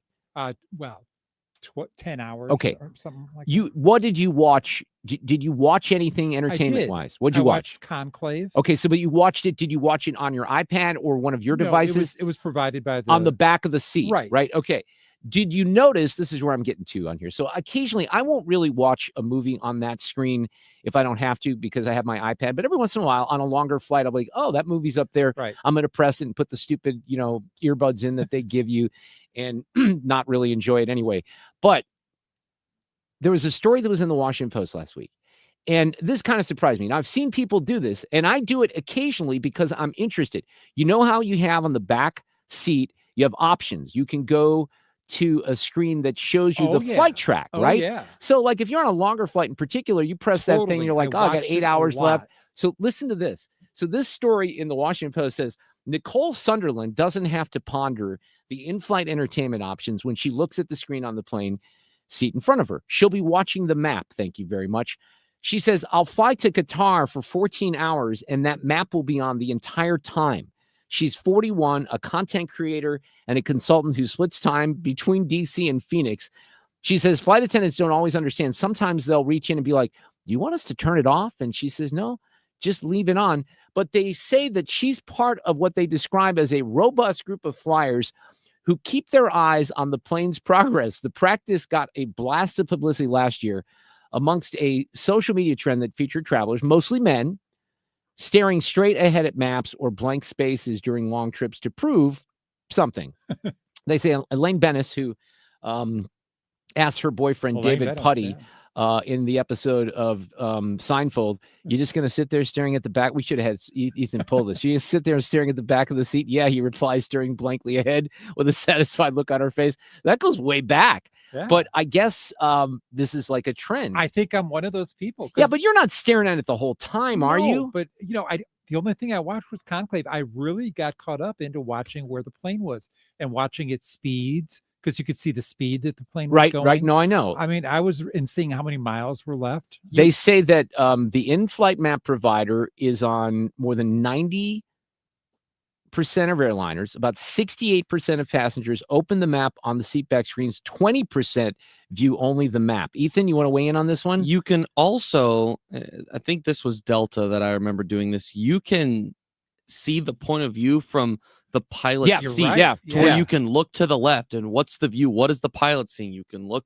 to the right, center, which I thought that was pretty cool too, especially on our trip to Hawaii when we're getting like to the coast, you're right around the San Diego area. That I really enjoyed that. So this is a good thing that you brought up, because Delta has the highest percentage of passengers that engage with that screen during their flights, and that's probably a big reason. The president of something called Flight Path 3D has a name for this. Duncan Jackson is his name. Flight Pathers. He said there are options built in to explore animated previews of destinations, global route maps, animal-filled kids maps. Last year, 400 million passengers used the product. And now that sounds kind of fun. So there's stuff up there that the kids can use. But I was amazed. I will watch that thing, all right? But I'll also kind of watch it when I'm listening to music and I'm reading something on the iPad. So I do it sort of as a multitasking thing. But apparently there's a lot of people out there. Fred, you might be in the 20%. 1 out of 5 people in this country only watch that map. Traffic from the 97.1 FM Talk Traffic Center. All right, things got pretty messy if you're on 44 on the westbound side. Jam from Shrewsbury over to just past Lindbergh before 270 with a crash in the 3 right lanes. 55 southbound is heavy before Broadway, now down in Bates with the work zone there. 64 westbound Kings Highway to Big Bend, then through Chesterfield. Eastbound slows through Chesterfield as well, and then from McKnight over to Big Bend. 70 westbound spots from 79 over to 64. 170 southbound Olive down to 64. This report is sponsored by Baron Mirror Glass and Door. Baron Mirror Glass and Door, simply the finest when it comes to mirror glass and shower doors. You can't find better quality, price, or service than Bearer Mirror Glass and Door. They have basics all the way up to the elite. Baron Mirror Glass and Door. They can't be beat. I'm Trent Erickson with traffic on 97.1 FM Talk.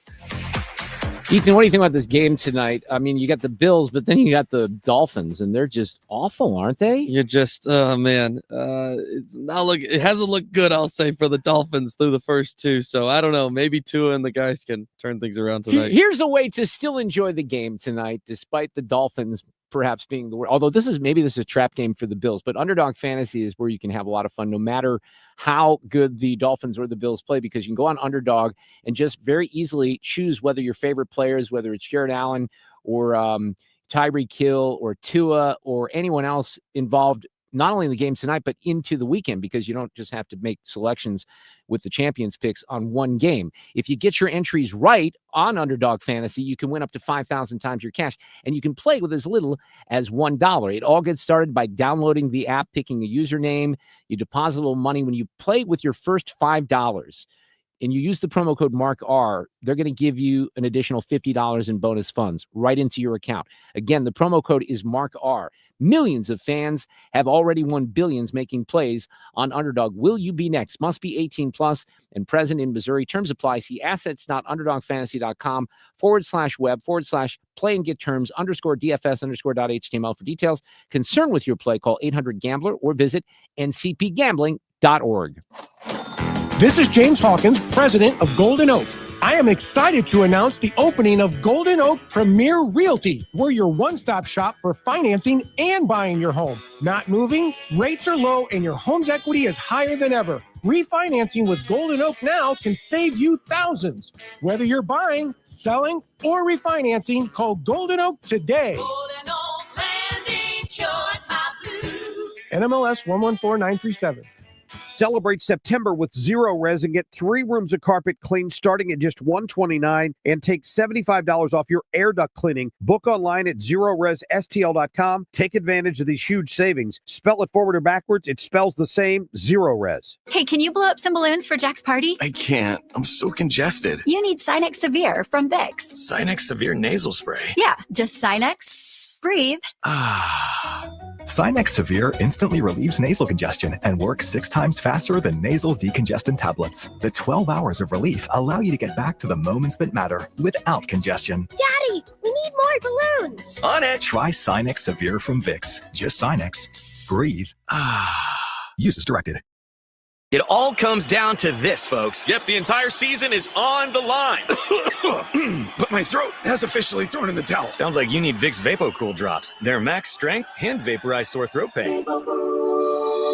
Whoa! These VapoCool drops hit fast. Speaking of fast, did you just see that play? Yeah, he vaporized that ball. That fun should have come with a penalty. Vaporize sore throat pain with Vicks VapoCool drops. Use as directed. Hey, it's Mark Reardon. If you're nearing retirement or already retired, call my friends Thomas Helbig and Bob Kershaw with the Retirement Advisory Group. They'll show you how linking to the market is much safer than owning the market for your retirement savings. They're the official financial advisors of my show. Go to retirementkey.com. We know there's a lot that can go on during one night of baseball. Long home runs, epic pitching performances, catches that defy space, time, and gravity. Climbing the wall. Did he catch it? He did! But what if you could get all of that summarized in a quick, concise, and at least we think, funny podcast that's under 10 minutes? Check out MLB.com's morning lineup. It runs Monday through Friday mornings on Spotify, Apple, or wherever you love listening most. This is the Mark Reardon Show on 97.1 FM Talk, St. Louis Conservative. Charles Lipson, Professor Emeritus, University of Chicago, great political pundit, coming up here at the bottom of the hour. Sue is out today, but that does not prevent us from doing this. These allegations are deeply concerning. Does the president have any comment? We're not going to comment. It's not clear messaging. And now, Sue's News. Brought to you by Sue. How are we doing today, gentlemen? I think we're doing pretty well. We're halfway through the show almost. We had a football game, even though I indicated it's not the most compelling game, but it is a football game tonight, so that's good. That makes me happy. A lot of star power, Yeah. regardless. Today is Locate an Old Friend Day. I like that. Anyone come to mind? Anyone? Candidly, I've reached out to 2 different people this year that I've touched base with that I had not talked to in maybe almost 20 years. Really? And I took it upon myself to kind of track them down. That's great. Good bit. for Yeah. you. Yeah, Good there for you go. you. It's also National Cheeseburger Day. I'm a much bigger fan of that one right there. And it says that there are 2 ways to celebrate. 1, you can have a cheeseburger. 2, it says finally throwing away that box of hamburger helper cheeseburger macaroni that your grandma bought sometime in the mid-90s. That's pretty good. Alexa got some of that recently. Like she went to the store with me. She's got this spacer in her mouth now. It's like a retainer, and there's limitations. So I'm like, bruh, because she calls me bruh. You're going to Walmart with me and you're picking some stuff out. And she picked out like a cheeseburger, hamburger helper. Fred, what are your go-to toppings on a cheeseburger? Well, I mean, I like tomato. Okay. I like lettuce, ketchup. Okay. Everything. Except I'm not a big mayo person. No, I'll do it pickle at Culver's. I'll let them put the little mayo, but yeah, I like everything. Lettuce, tomato, pickle, Onion. ketchup, mustard. Yeah. No onion. Not an onion. I guy. like onion. It's the only thing I won't do. Well, there's a list online of the strangest burger toppings people have had. Bacon. I like bacon. That's a good one too. Yeah. And these are things that people say have worked. And I'm going to go through this list. I want to hear if you guys have tried any of these, fans of these, or if you would try any of these. I'm going to start from the bottom because they're really heinous at the bottom. The first one is gummy bears. No. What kind of what sicko sane out there? person? Exactly. Thank you. Person On needs to a be put in burger? prison. Hot dogs. This is on a hot dog? This is no. Oh, no. put hot dogs on a I've seen burger. people do this. No, that's nonsense too. A slice of ham. It says so. It's a true hamburger. No. Marshmallow fluff and chili sauce. Not even close. No. How about the cold cheese? That's okay, right? That's all right. Okay. Yeah. Cold cheese. I Bananas. don't prefer that. But Bananas. No. I don't even know what kimchi is. Kimchi? Kimchi's like a Asian It's a deal. Yeah. Kimchi's actually really good, but I wouldn't put it on a burger. Is it really? I would try Kimchi this rice, one. Excellent. Fried mac and cheese. I would totally do that. That sounds like something Sugar Fire would do. But it does. They do it, but they don't know if they put it on a burger. Slice of fried bologna. No. Green olives, peanut sauce, and pickled ginger. Pineapple. That could be kind of No, it interesting. couldn't. No, it couldn't. Okay. All right. No. Okay, I've seen these at restaurants before, like Mexican burgers, refried beans, guacamole, pico de gallo. Yeah, I guess if you're going to do a that. theme like that, right. Fennel, brie cheese, fig jam, and bacon all together. That might actually be interesting. What's fennel? Beats me. What is fennel? Fennel's a green, isn't it? Okay. A glazed. This is where we need Sue. A glazed donut for a bun. I've seen this Wait, before. fennel I think is it's an herb.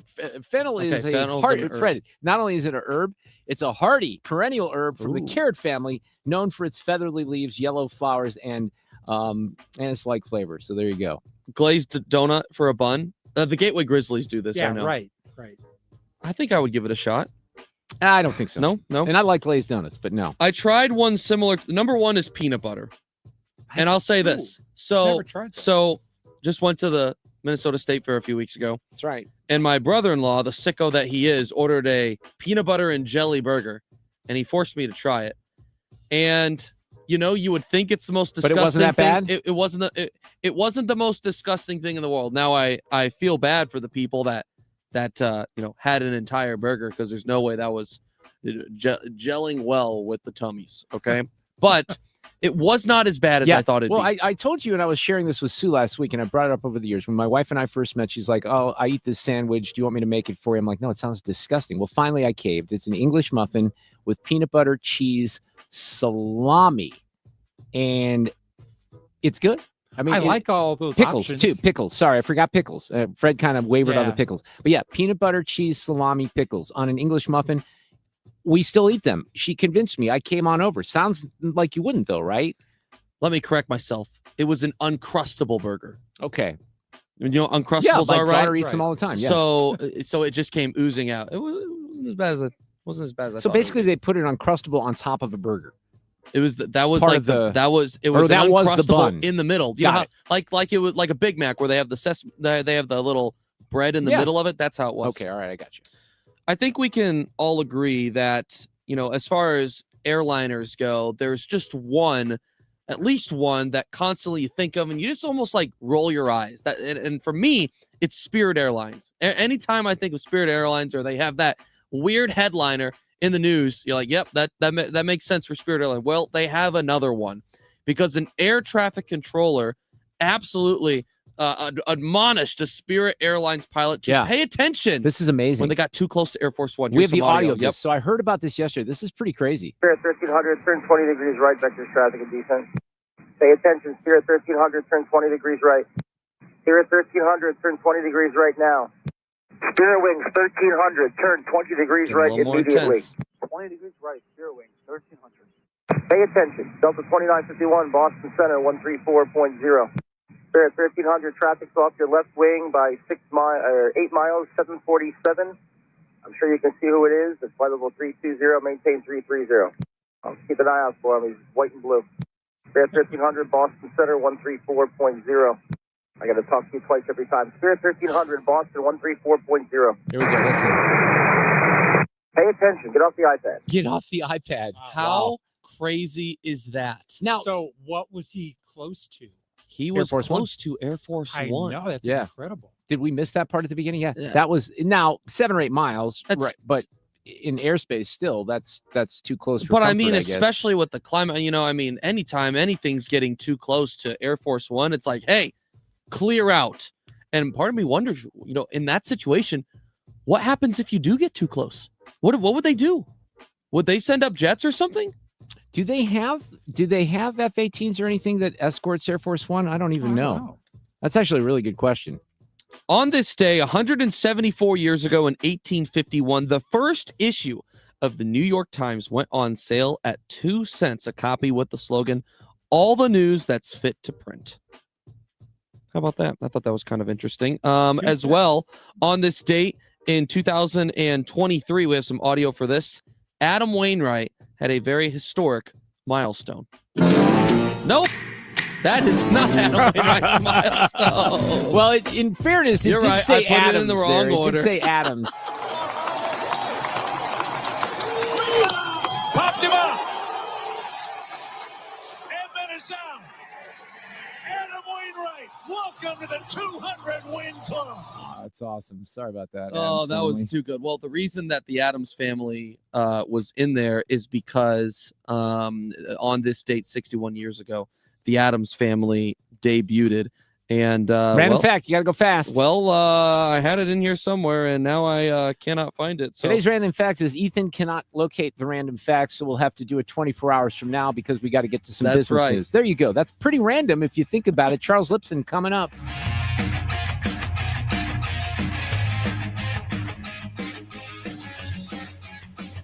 I'm Chad Robinson with Your Money Now. Stocks were higher today on Wall Street with the Dow gaining more than 120 points. The S&P 500 gained 31 and the tech-heavy NASDAQ grew by more than 200. The Federal Trade Commission today suing Ticketmaster and Live Nation Entertainment over what it calls illegal ticket resale tactics. The lawsuit, which includes 7 states, asserts the companies tacitly worked with scalpers, allowing them to unlawfully purchase tickets to increase profits. According to the FTC, Ticketmaster controls roughly 80% of major concert venues' ticketing. Disney says it's pulling Jimmy Kimmel's late-night show off ABC indefinitely after the host made remarks about the killing of Charlie Kirk. Crude oil futures for October delivery falling more than 0.5 percentage point today. They're currently sitting under $64 a barrel. That's Your Money Now. What are you doing every day to support your liver? If you enjoy sweets, fast food, alcohol, or take any medications, that's a vital question to ask. Hi, I'm Sherry Torkas, pharmacist and health author. For over 30 years, I've helped people make informed decisions about their health, especially concerning prevention and long-term wellness. Supporting your liver isn't just a wellness trend, it's a daily essential. That's why I recommend Active Liver by New Nordic. It's made with plant-based ingredients like milk thistle, turmeric, and globe artichoke, herbs clinically studied for their protective and restorative effects on the liver. Active Liver blends traditional herbal wisdom with modern scientific research. Not all supplements are created equal. I trust Active Liver because it's backed by science, meets strict quality standards, and delivers true daily liver support. Protect your liver and give it the support that it deserves by making Active Liver from New Nordic part of your daily wellness routine. Find Active Liver in stores at your local CVS, Meijer Grocery, or online at Amazon or NewNordicUSA.com. Well, Mark, I found my random fact. You can't get away from it, can you? I am extending All right. Ethan's news onto the other side Okay, wait, here. do I have to hear? Here we go. Okay, there you go. This is the nerdiest thing that you'll hear today. This past Tuesday was Pythagorean Triple Square Day, and it won't happen again this century. The date was 9/16/25, and the square roots of those numbers make up the Pythagorean triple. 3 squared plus 4 squared equals 5 squared. Well, duh. Of course it is does. Your random And I fact of the can't day. believe we didn't. That is Ethan's news. We did not, take time to acknowledge that on the day that it happened, right? Unbelievable. We missed. That was a miss, but thanks for getting that in. Are you nearing retirement and you're just not sure you have enough money saved to actually retire? Because you really have to have a written retirement financial plan in place. And I think what makes sense to me is the way financial and tax architects do it. Their approach is, let's educate people, and then they can decide what they want to do. So they put on a class called Retirement Planning 101, and it's held at colleges throughout the area. No cost, no obligation, but you go and you learn things, how to avoid costly mistakes, how to do tax-efficient retirement strategies, how and when to claim Social Security. And then you can see how they work and see if maybe you want to work with them and have them do a plan for you that's tailored for your specific needs and your goals. So call them today, 314-888-5101, 314-888-5101. Go learn and get a handle on retirement. Why do the national tax resolution firms need the tiny fine print at the bottom of all their TV ads? Hi, this is Lance Story with the Lance Story Law Firm. You don't hear fast talking disclaimers in our ads because the claims we make are 100% transparent. The Lance Story Law Firm primarily focuses on one thing, IRS problems, and we're regulated by the Bar Association, and we have a AAA rating with the Better Business Bureau. IRS issues are serious legal issues. The Lance Story Law Firm has helped thousands of clients navigate the best resolution plans, and we tell you up front exactly how much it'll cost. Tax resolution law is all we do. So before you send money to some out-of-town, high-pressure salesperson, give us a call at the Lance Story Law Firm, located right here in St. Louis. Call today to schedule your free consultation with me, 314-260-6120, or visit LanceDruryLaw.com. The choice of a lawyer is an important decision and should not be based solely upon advertisements. It's time for a $98 AC tune-up. This portion of the show is sponsored today by Jerry Kelly Heating and Air. From Arnold to Edwardsville, 97.1 FM Talk, St. Louis Conservative. You couldn't pick Pete Buttigieg because he was gay, but you could endorse taxpayer-funded sex changes for minors. I mean, honestly, and then you pick Tim Walz. There is not a single political operative alive who believes that Tim Walz was a good choice or helped the ticket. Pete Buttigieg would have been a far superior choice. And the idea that you're going to go blame it on that now shows just how unfit she was for the presidency in the first place. Yeah, that's Jennings on CNN last night talking about this new book that Kamala has out, which I can't imagine anyone would want to read, but apparently that's one of the details in there. She did not pick Mayor Pete as a running mate because he was gay and she's a homophobe, essentially. No, it was because she didn't think that America could, handle an African-American woman and a gay man on the ticket. So she picked the doofus in Tim Walz. I love that. Charles Lipson with us, professor emeritus at the University of Chicago. That's quite something there, isn't it, Charles? How are you? I'm doing good. I hope that the word doofus wasn't your introduction for me. No, for Tim Walz. Because every time I hear a soundbite from that guy, and we've had quite a few even in the past few weeks, I cannot believe that you would assume ordinarily smart people, even though they're on the left, got together in a room and they looked at a map. Maybe they had a little billboard, like one of those crime shows does, where you have the push pins and they're trying to connect the dots. And there are a bunch of pictures up there. And somebody said, let's go with this guy from Minnesota. And they said, yeah, he seems to be the one that will help us win this presidency because look at him. And then I guess they didn't know anything about Tim Walz because honestly, what an embarrassment. He continues to be an embarrassment on the national stage. Oh, he really is.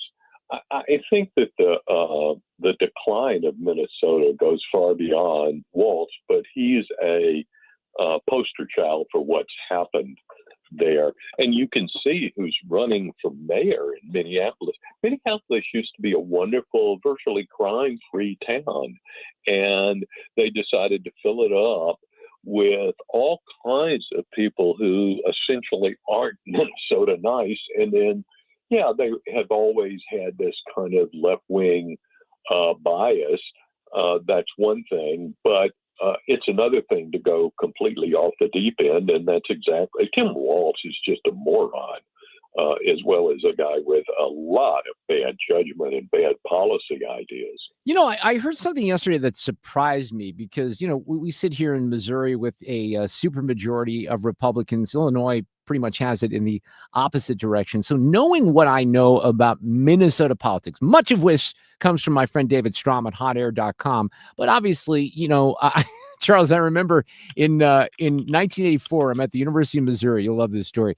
And I have Missouri as Reagan Bush, posters on my door, and my roommate at the time and I decided to throw an election party. I was very, politically oriented when I was young and when I was in college. And we made the if you were voting for Walter Mondale, you could have a little Dixie cup. If you were voting for Ronald Reagan, I gave them champagne glasses. And I remember looking up at the corner of the TV on ABC, and I think it was Ted Koppel who said that little blue dot in the corner, which was, the Washington, D.C. area, that was the only election portion of the map that was going to Walter Mondale. And then finally, his home state of Minnesota comes in. So I use that as an example because I know the reputation of Minnesota, but I was surprised that the makeup of the House of Representatives is actually tied, right? It's 67 Republicans and 67 Democrats. So that kind of surprised me given that in the Senate's pretty split as well in Minnesota, but it's always the whacked out progressive people in the governor's mansion up there, I guess. Yeah, it's been interesting. We're in the midst of something tectonic in the United States. Let me give you a little background on it. The biggest one in recent memory was when Franklin Delano Roosevelt, not in his first election, but in his second one, 1936, reoriented American electoral politics and built a coalition that basically governed America maybe until Reagan's election. There were Republicans who were elected in the interim, but they all governed within the broad framework that FDR had set. And his coalition, his electoral coalition, dominated. The one before that was in 1896, and that was when William McKinley made a kind of permanent Republican majority that lasted until the FDR election in 1932, with the only exception being Woodrow Wilson, and he won because there were multiple candidates, two Republicans basically running against him. I think we're in the midst of something like that now, and that the engine has been Trump, and he's not engineering just a Republican dominant majority. He's engineering a change in the Republican Party itself. And that's, I don't know whether it will ultimately flip Minnesota, but you can see it's already flipped a state like Ohio. And it could flip Pennsylvania. If Pennsylvania goes red, then it's going to be very difficult for Democrats to win national elections. So this is maybe why I'm more frustrated today than I ordinarily would have been, because and David Harsanyi has a piece about this in the Washington, I think it's the Washington Examiner, because I'm going to take you into the Jimmy Kimmel, reign here, right? I was so happy that this guy was removed. I hope he never comes back. He's married to a St. Louis woman, actually. I don't think he's funny at all, and he sat on his high horse and he cried on TV and he got the facts wrong and he manipulated things. But having said that, I feel, and this is what David's column said, I think we have been on this path where we're winning the culture war. And then this happens, and I'm fine with every aspect of it, Charles, except for Brendan Carr of the FCC making a threat on Benny Johnson's podcast. And I don't know if that had anything to do with the ABC decision or not, because they could have made the decision before that even happened. But I don't like that part of the story. And I say that in a way because I know if the tables were turned in the other direction, a lot of us on my side of the equation would be losing our what right now. Absolutely. I take your point. I think it's very reasonable. Did you happen to see what Roseanne Barr posted today? I did, actually. Yeah. I mean, she was. You want to tell the audience? Let's see if I have the. Let me pull up the tweet because I want to be accurate, because she obviously was someone who was a part of. She was canceled. Yeah. And she explains who canceled her. Let's see here. See if I can pull it up. The thing that I would say that your basic point is correct. There's a difference between commercial entities making a decision relative to their audience and pressure from the government. Yes. And we saw this pressure from the government operating during the COVID era on all the social media companies. Now, there is a difference with the FCC. You have a public license. And so that's not true if you're a cable operator. So MSNBC doesn't have to go through the FCC. But if you have a public license, you can see where the FCC can say something. But I agree with you, when they start saying things that have a strong political taint, that's the strong arm of the government kind of intervening in a free speech way. So I'm very much with you, Mark. I have to. I have this problem when I Google, someone's Twitter site, then I can't go from Google to Safari. So I'm having some troubles pulling up. So let me just explain what the heart of the thing was. Roseanne Barr, as you know, as the audience knows, was canceled from her hit TV series. Why? She had tweeted something that offended people. It was deemed racist, right? She was labeled a racist. And I don't remember what the original tweet was, but she was labeled. Who intervened? Who called Bob Iger at Disney to get her canceled? The President of the United States, Barack Obama, and separately his wife, Michelle, called Bob Iger. So when the President of the United States calls you and says, stop doing this, that's the same kind of thing. Absolutely. And if you find that offensive, then you have to find, as you say, what Brendan Carr is doing also problematic. Well, it's interesting because if you go, and I had not gone to her feed today, but she is on fire with, because she puts up some video of how Jimmy Kimmel talked about her situation and actually encouraged the network to take her show away. I mean, here's what I said this at the beginning of the show, and what you are pointing out here is a great point, But I feel like there is so much hypocrisy going back on both sides here because of the free speech thing. And we all feel on one side, well, we can do it because they did it. I just don't like a lot of that's going on. Same thing with, and I don't know what your thought is about some people being fired right now because of the vile things they've said about Charlie Kirk. I'm fine with that because there are consequences for your free speech. I could easily get fired for something that I tweet or something that I say on the radio. If you're, and companies will tell you this, that you represent them, even if you're on social media. So there are consequences for free speech. Now, I'm not as big a fan of going after people, doxing them that are just ordinary, non-public people or not in leadership positions, whether they're a university professor like you are, or, in education in some other way, or also, an EMT, a member of the military, I do think there's some distinctions. And those people they've certainly been outed, and there's been plenty of them that have been fired this past week. Something's gone wrong with my brain, Mark, because I'm agreeing with you on everything. I know. I hate it when that happens, right? Well, I just never know. I'm going to have to question my very existence, Mark. Well, I apologize for that, but I just have to kind of call it like I see it. I agree with you. It's easy. You may have heard me quote this before, but I was traveling in the Middle East and was talking with a lawyer there, and he said one of his children, he came home and his children were fighting, and he asked why they were fighting, what had started it. And the answer he got has been my favorite answer for almost all political conflicts. He said his older daughter said, it all started when Shira hit me back. Yeah, well. Hey, how many fights have we all said, that's exactly when it started, not when I hit them, but when they hit me back. But I don't want to be interpreted as saying, well, both sides do it, a kind of two-handedness. Harry Truman, one of the greatest Missourians ever, once said, save me from two-handed economists. He didn't want to say on the one hand and on the other hand. Yep. He wanted a real decision. But I think we've had in the past right-wing suppression that happened during the McCarthy era in the early 50s.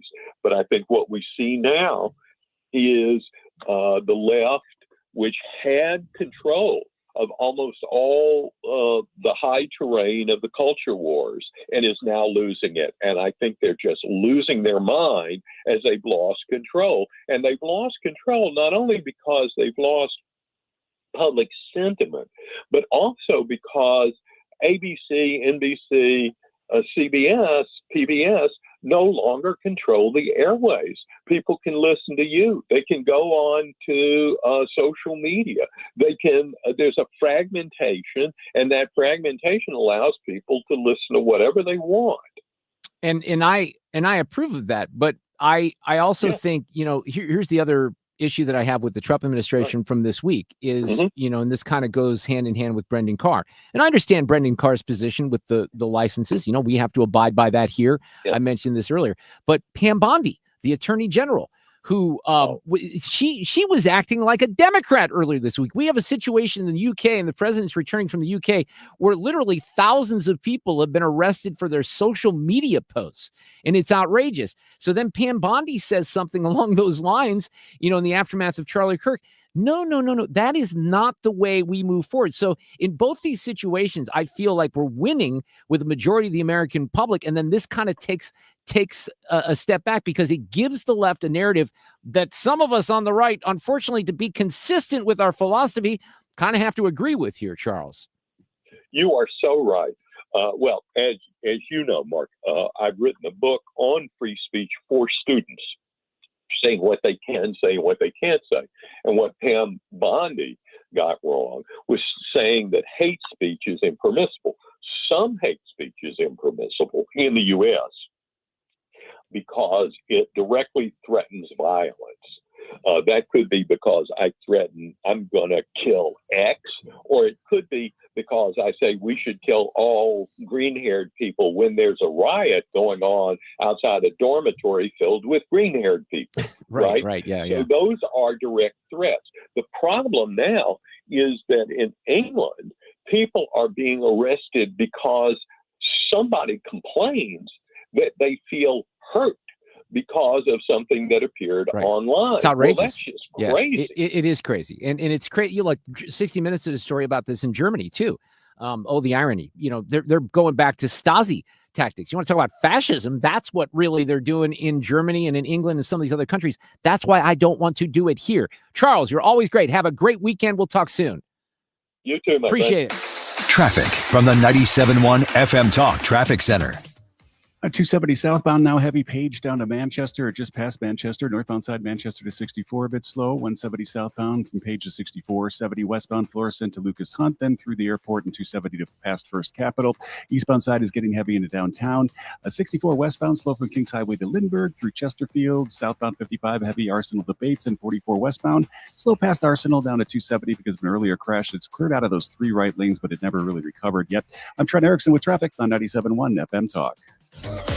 Enjoy your land the way you've always dreamed of. Learn more at MissouriBrushControl.com. Missouri Brush Control is helping landowners reclaim their property, manage vegetation, and clear land for better views. Enjoy your land the way you've always dreamed of. Missouri Brush Control, making acreage great again. Visit MissouriBrushControl.com. I got to see if I can find this. They may have sold it. They had this amazing car at MasterCars Inc. that was 100 years old. It had a rumble seat. I don't see it up there anymore. They might have sold that. But if you go to mastercarsinc.com, they're in Granite City. They're good friends of mine, Alex and Gary Rosenberger, father and son team. They have a used car dealership, and they have for a long time with new car caliber. Here's a cool 67 Plymouth Belvedere that they have. They have Harleys. They have Corvettes. Now, they have a lot of cool cars, a lot of weekend cars, a lot of fun cars. They can find you your everyday car. Look, there's a 2024 Nissan Altima that's on the lock right now, a 2019 Nissan Armada. There's Fords, there's Chevys, you name it. A great looking Tahoe from 2023, low miles, in awesome, awesome condition. And you can find more, and you can have them source a vehicle. If you don't see what you like on there, say, hey, I'm looking for this car in this color with these features. Can you find it for me? Quite often, they're going to do it. They'll knock it out of the park. MasterCarsInc.com. Tell them that I sent you along. MasterCars Inc. Big news, Golden Oak is now your one-stop shop with Golden Oak Premier Realty and Golden Oak Lending. Buy, sell, or refinance and save thousands. Golden Oak Lending, join my blues. NMLS 114937. Bold, unapologetic, unfiltered. The Mark Cox Morning Show is covering the issues that matter to you. From borders to school boards, Mark Cox is St. Louis conservative.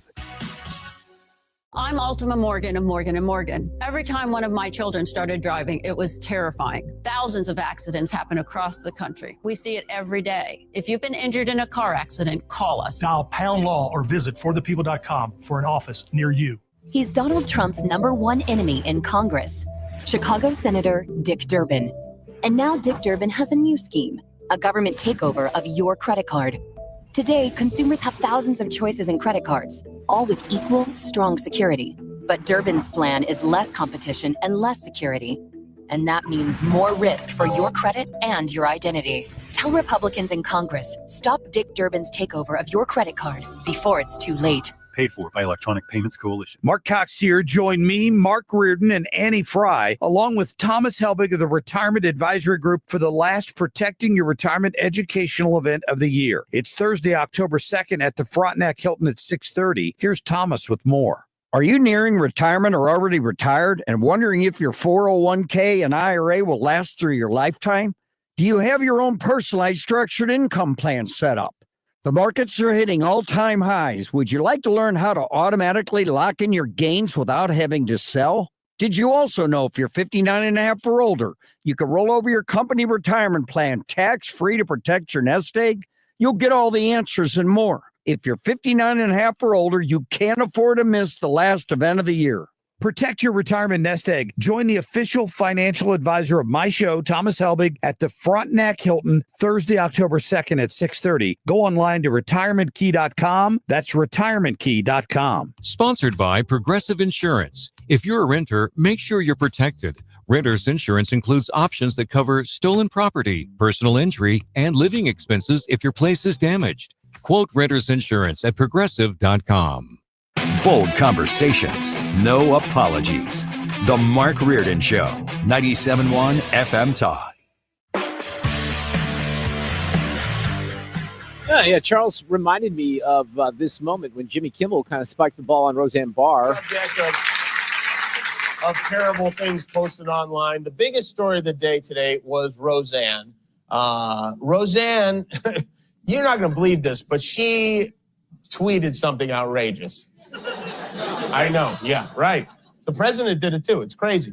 Anyway, ABC decided to cancel their highest rated show, Roseanne, following following a tweet in which Roseanne compared an African-American woman, a former advisor to President Obama, to an ape, which did not sit well with ABC management or anyone with a brain, really. So they announced. Yeah, so it was okay if Roseanne says something that's inappropriate for her to get fired. Although he did go on, believe it or not, the bit goes on to be relatively funny because he makes fun in a self-deprecating way of ABC not having any shows that are worth watching. But there's all kinds of things that have now come back from Jimmy Kimmel's past, and we'll continue to cover it. One of the things that I like about the show that I do on a regular basis is I have great pundits from across the country. And I know many of these people pretty well. Some of them are personal friends. We don't always agree on all of this. And I think Duane Patterson is going to be a good example of that. He works with Hugh Hewitt every day. I know what Hugh said about this. I've taken a stand here this afternoon that I'm glad that Jimmy Kimmel's gone. I hope he never comes back, but I'm uncomfortable with the Brendan Carr FCC angle. I think that this is crossing the line. I think Pam Bondi crossed the line earlier this week as well. And that makes me uncomfortable because, again, if the shoe was on the other foot and they were doing some of these same things, I think we would be pretty pissed off. I'm very pissed off. I'd be sitting on here, losing my what if the FCC came in and said cancel this show, and then all of a sudden the show got canceled. Now there's business-related decisions that go with all of this. I know that. I know the Nexstar deal, Sinclair, they were putting pressure on. Duane Patterson will have some interesting thoughts about this after the top of the hour. Traffic from the 97.1 FM Talk Traffic Center. All right, things are slow going out there in your typical spots. Really, we've got the slowdowns on 270 if you're headed southbound, Page to Manchester, northbound Manchester to 64, 170 southbound, slow Page to 64, and 64 westbound through Kings Highway to about Lindbergh, then through Chesterfield. Eastbound delays go through Chesterfield as well. 55 southbound, heavy through the work zone, Arsenal debates. 44 westbound, slow past Arsenal to 270, still going on with an earlier crash. They've cleared that crash, but they kind of never really recovered.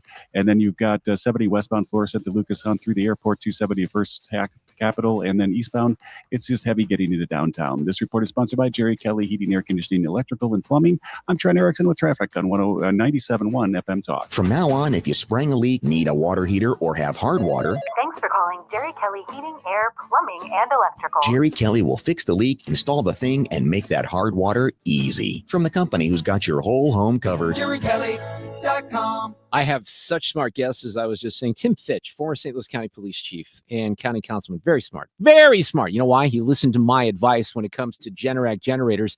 He went out to Generator Supercenter, which sells, installs, maintains, and monitors Generac automatic standby generators, gives them certified service maintenance and warranty work. And he's going to not have to worry if he's out of town. He travels. He's a consultant. That power goes out here in St. Louis. The generator is going to kick right in. You don't have to worry about anything. So if you would like a free estimate on a Generac home standby generator from Generator Supercenter of St. Louis, the nation's #1 Generac generator dealer, just a phone call away. You can stop by the store out in Chesterfield.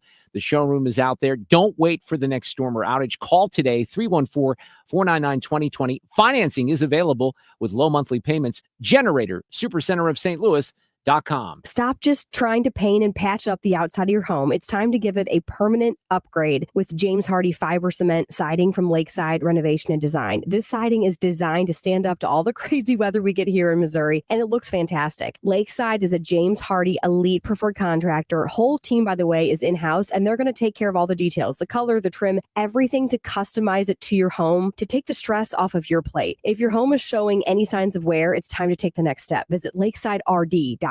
This is a special alert to all Americans who own a vehicle with less than 200,000 miles with an auto warranty about to expire or with no warranty coverage at all. Due to a decline in the economy, CarShield is announcing a low-cost month-to-month vehicle protection plan that is now available to the public to save any driver out-of-pocket expenses on future auto repairs. Call now to find out how you can pay almost nothing for covered auto repairs. Yes, you heard that correctly. Pay almost nothing for covered auto repairs. An open phone line has been established for all drivers to call for a free quick quote. Call 800-908-8646 now. Drivers who are covered will not have to pay for covered repairs again. This protection plan is at an all-time low. Additionally, drivers who activate this vehicle protection today will also receive free roadside assistance, free towing, and car rental options at no additional cost. Call us for your free quick quote today. 800-908-8646. That's 800-908-8646. What do you have to lose? Call 800-908-8646. Again, 800-908-8646. There's a lot on the line in divorce. This is Joe Cordell of Cordell & Cordell, the largest family law firm in the country, with over 35 years of helping clients navigate divorce. Divorce touches all areas of your life: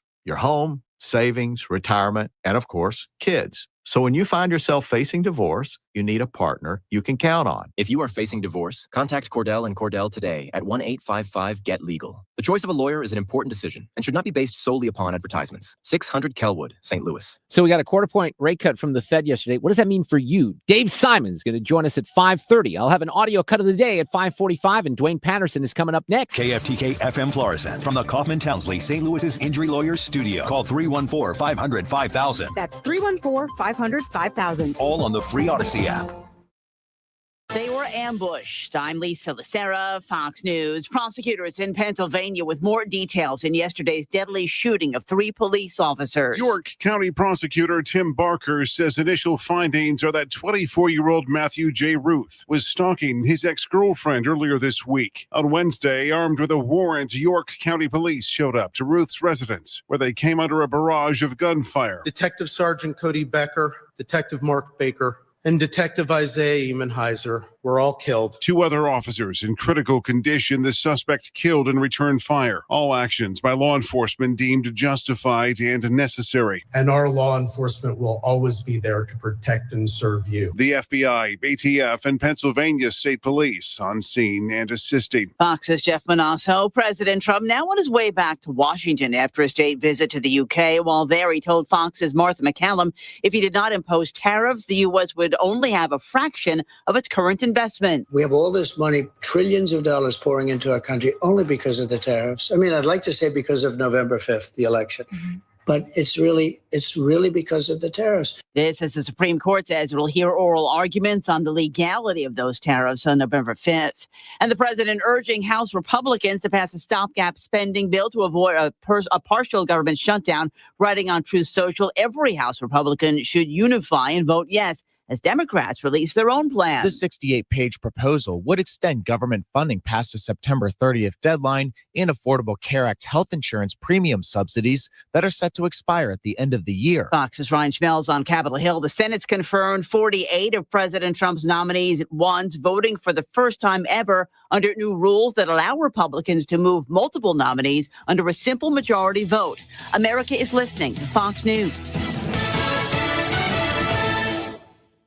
Seems like there's more identity theft in the news every day. Another major healthcare breach was reported today, resulting in the exposure. Now 1 in 4 consumers have been a victim of identity. That's because there are endless places that could accidentally expose you to identity theft, in a breach, or simply by mistake. LifeLock monitors hundreds of millions of data points a second.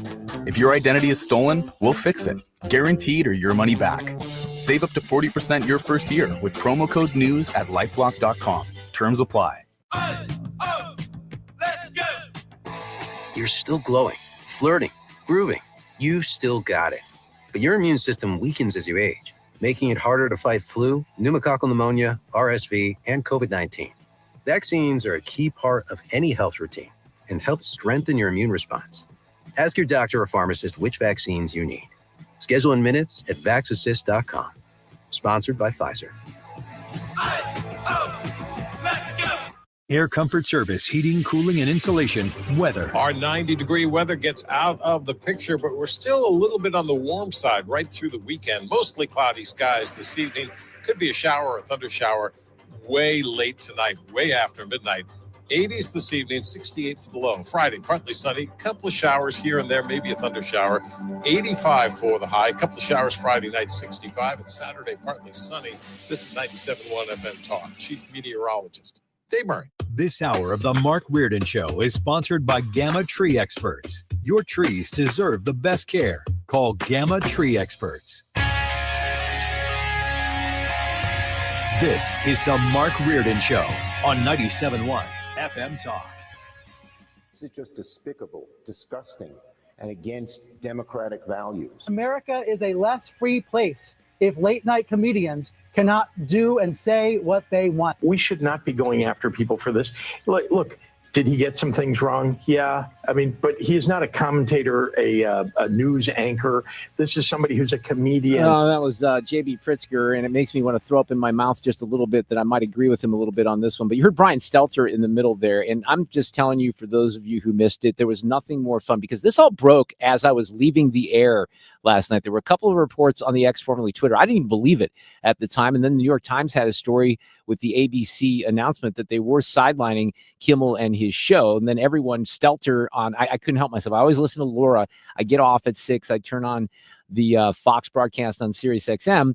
But I had to listen to CNN because I knew that their heads would be exploding. And in fact, they were. So here's the original comments from Jimmy on his show on Monday. We hit some new lows over the weekend with the MAGA gang desperately trying to characterize this kid who murdered Charlie Kirk as anything other than one of them and doing everything they can to score political points from. So he's way off base there, and it became even more apparent that he was on Tuesday. But then Tuesday night, he is ripping into Trump because Trump's asked a question about Charlie Kirk, and he addresses it briefly, but then he kind of goes on to another topic. But it's not as if Trump had not been talking about Charlie Kirk for like 5 straight days. But Kimmel isolates that particular incident and says this. This is not how an adult grieves the murder of someone he called a friend. This is how a 4-year-old mourns a goldfish. So then we find out that Nexstar and Sinclair, they have complaints. They express those complaints to ABC. ABC decides to pull the show. Whether it ever comes back, I don't think we know at this point. My guess would be I don't think it does. Duane Patterson is here with hotair.com, the host of Duane's World podcast. He's the producer of Hugh Hewitt's show, and he's become a great friend of this show.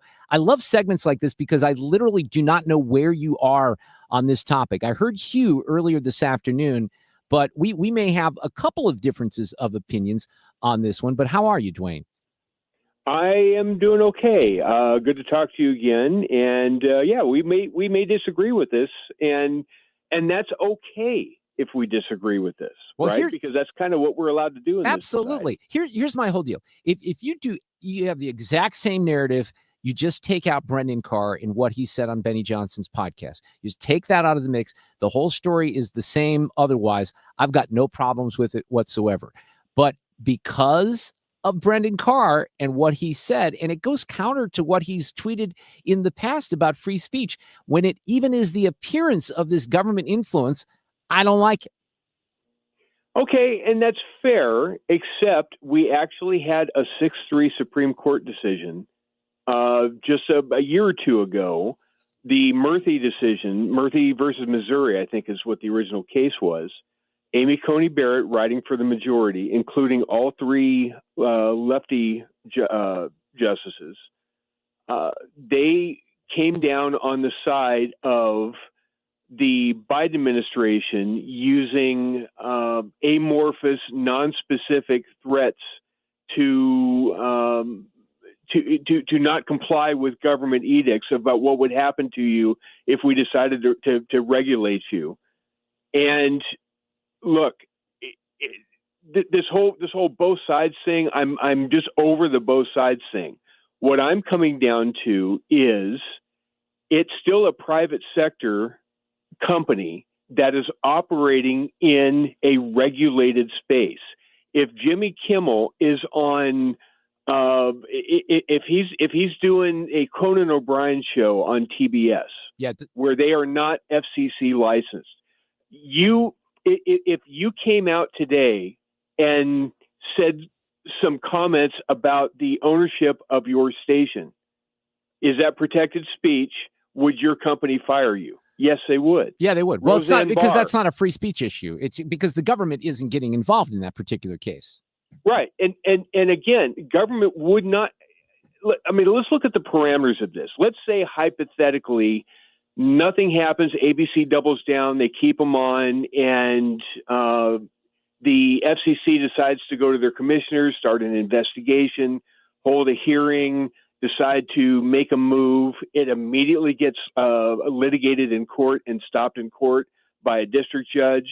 And there's a hearing in 3 months. It goes up to an appellate court in another 6 months to a year.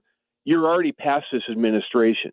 The actual likelihood of the doomsday scenario the left is trying to paint happening in this term on this specific instance.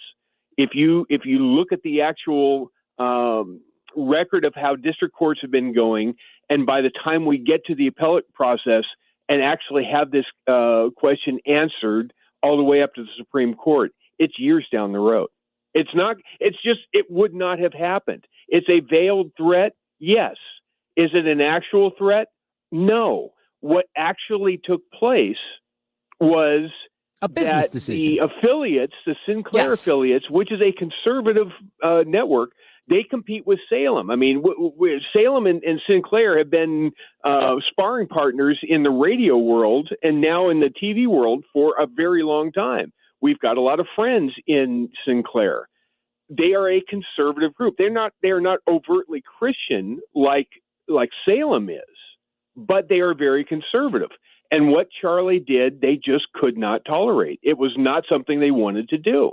And so they said, we're just not going to carry it. What Jimmy and that was the end. Yeah. What Kimmel did, you mean? I think you said Right. Charlie. I'm sorry. I meant Kimmel. No, right. And so Nexstar did the same thing. Now there's some, business. That's why I say, look, these decisions could have been made before Brendan Carr said anything, or out of the realm of his comments involving the FCC and Kimmel's show, because I think it was mainly a business decision, and they had to look at a broader picture here. But aren't you a little uneasy with because if this was on the other foot, if Gavin Newsom's there and he's in the White House and he deems something that Hugh Hewitt says or that Mark Reardon says or Duane Patterson says, I mean, obviously I wouldn't be a big player. Hugh would be, but then you have different dynamics at work there. And I think our side would be screaming at the top of their lungs. They would, and it would be litigated, and the process would happen on the other side until that question is ultimately answered.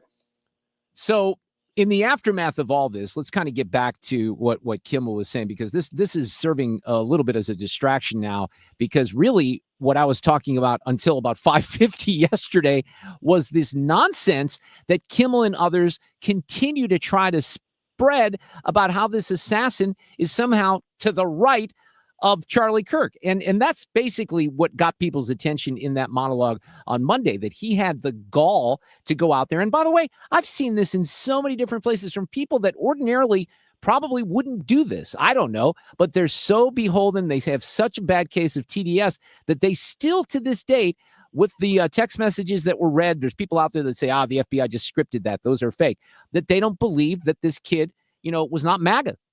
Jimmy Kimmel, when he tells millions, well, he doesn't have millions, does he? He's got 1.5 million, not a very big audience. He tells the audience that they believe it. Do you remember all the way back to the days of George W. Bush when he was running for election, and they dropped this story about the Texas Air National Guard? Oh, yeah. And Dan Rather swore it was true on CBS News. In fact, today he still swears it's true, even when it was proven that the letter in question, which would have been written before computers, was written in Microsoft Word, right? So, I mean, it was proven to be a forgery, a fake document. So it was fake news. It was intentional misinformation, knowing misinformation. What happened to Dan Rather, ultimately? Well, ultimately, he was deplatformed. Was that censorship? No.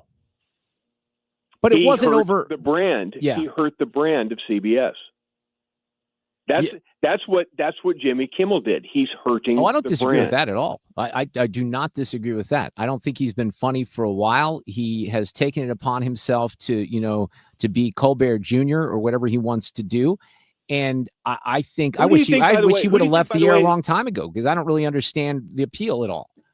Who's the worst offender thus far that you've seen in all of the Charlie Kirk blowback, as far as saying the most offensive, insensitive thing possible? What's the worst example you've seen thus far? I mean, Matthew Dowd jumps out from the immediacy of everything that happened. That's a very good question. There's been so much. I mean, there really has been. I mean, if I look at I highlighted yesterday, and I even mentioned this earlier, this David Schuster guy, who I used to watch reports of on, the Today Show. He's whacked out on this stuff, offering conspiracy theories. This was a guy that was trusted as an NBC News reporter. But when you ask me that question about who's been the most egregious, gosh, who's your pick? I don't know. I've got a new entry that's 3 hours old. Uh-oh. Can you let me play? Can you let me play a cut? Sure. Do I This have is it? Hawaii. Are you going to play it right now? I think I can play it because I'm in my studio here. Okay. This is Hawaii Senator Mazie Hirono. I don't hear it right now. Hang on. Here we go. High-tech radio what's here. happening, and that is why the bills that Senator Markey, Senator Klobuchar, and I have introduced, and others, will provide some relief for the millions of small businesses in our country who are taking it in the neck. Taking it in the neck. Oh, my God. Yeah, there's one. Mazie Hirono is talking about legislation to fight the Small Business Administration because poor small businesses are taking it in the neck. Well, that won't get any coverage. No one outside of this airing right now will ever hear that in the legacy media. That will not even be highlighted, right? Of course not. Yeah. Kelly Loeffler, who is the administrator for the SBA, said this disgraceful comment is shocking even by your own low standards, Mazie Hirono. Fair trade isn't the problem. Your calculated violent rhetoric is. Again, this was 3 hours ago. Yeah, I missed Since this then, because I've been on the air. Mazie Hirono tweets back, "You're right. I should have been more direct. Small businesses are getting effed by your disastrous tariffs." And she used the word. Well, she's an embarrassment. And I highlighted her yesterday because I'm sure that you noticed this moment where she basically had to admit that there were biological differences between men and women. She was grilling Kash Patel about some of the pull-ups, and she thought it was unfair that the standard for pull-ups would be the same for men and women. I'm sorry, that's transphobic to me, right? Sure sounds like that to me too, Yeah, doesn't exactly. I don't know. Question that. Cancel Mazie Hirono. She really is one of the more embarrassing members of the Senate. You know, I don't even know that that's, you know, there's no question she's at the top of the list. All right. So in the rest of this world, in the aftermath of Charlie Kirk, let me kind of go back just to this thing with Kimmel to make a broader point on this. One of the things that frustrates me is I feel, Duane, like we're making progress on a lot of this stuff in the culture wars. And I think this last week is a great example. I think a lot of people were caught off guard, myself included, at the amount of attention the assassination got and the effect it had on so many millions of people in this country, especially young people. So there's progress moving forward. All this trans stuff, there's progress. You got more and more people coming forward. I think this is a bit of a setback with the FCC stuff. Now, having said that, I also think it's more of an inside baseball thing because most American people aren't going to get into the weeds here on the FCC aspect outside of, you know, pundits and shows like yours and shows like mine. So from a broader perspective, I'm not sure the impact, but boy, they've spent more time on this than they've spent on being angry about the assassination itself, haven't they? That is what the takeaway is going to be, is everybody's looking around going, wait a minute. We're about ready to watch a funeral service from Arizona on Sunday in a football stadium to honor the life and wonder why we've gotten to a place in this country where a guy going out and talking to college kids gets shot and killed, making his wife a widow and abandoning two small children. And the media is more worried and more apoplectic about a late night talk show host getting suspended indefinitely than they are about actual free speech under assault. And basically, I mean, Mike Rowe, I have a serious man crush on Mike Rowe. I adore the guy. He was on a podcast last week and said, I'm still trying to wrestle with my own feelings here. It feels to me like somebody posted the Constitution up on the wall and shot the First Amendment. And that was really kind of a good way to put it, because that's what happened. A maniacal person poisoned by the left, by progressivism, decided the only way to save what I hold dear is to make sure this person no longer has a voice, and shot him in the throat. I mean, that should be the story. If you're worried about free speech, that should be the story. But instead, no, We're talking about a code of conduct issue that ABC is having a revolt with its own affiliates and decides that even ABC Disney has a line that can be crossed. And Jimmy Kimmel crossed it. I don't think there's any doubt about that. And you know, that's why I don't have any, you know, hard feelings or sadness for Jimmy Kimmel getting tossed to the sidelines. And I hope it really continues, but it's just that government aspect. You probably read Barry and the Free Press editorial this morning, right? Sure. I kind of land on their side of the equation. And again, I'm frustrated more so just because I feel like we've been winning on a lot of these issues. And, you know, on the media's been exposed and they're being exposed more and more. And then this kind of puts a ball back in their court potentially, if you know what I mean. One of the points I tried to make, I've written like 2 or 3 very religious-based columns, more so than I've ever done in my life. But I've done a lot of that over the last week or so at Hot Air. And one of the points I tried to make is I've been a conservative my whole life. I've been a Republican my whole life. I've spent 30 years of a professional broadcast career doing my best to get Republicans and conservatives elected everywhere I possibly can. That said, I understand the mood of secular conservatives who want to use this stupid rule that the left employed and created for cancel culture. When anybody they didn't like got everything thrown at them until they got that person deplatformed and off the air. It happened to countless conservatives all over the place in media. And I had advertisers. Right, look, I followed Rush Limbaugh for 15 years. Bet, I had people that were specifically targeting, you know, my advertisers to get them to. And by the way, the pressure worked sometimes. Absolutely. Now, people on the right are using that same rule because there's only one rule. And if that's the rule now, then we're going to use that same rule. And the left is apoplectic. Well, you can't do that. That's unfair. That's wrong. That's fascist. That's evil. You can't do that. Now, here's the problem with it. I would agree that if you don't have a lick of faith within you or some higher purpose, and you are just a secular conservative, that's why conservatism in and of itself isn't enough. It's not going to fix the culture. Getting evenism isn't going to be enough to pull this country out of the tailspin.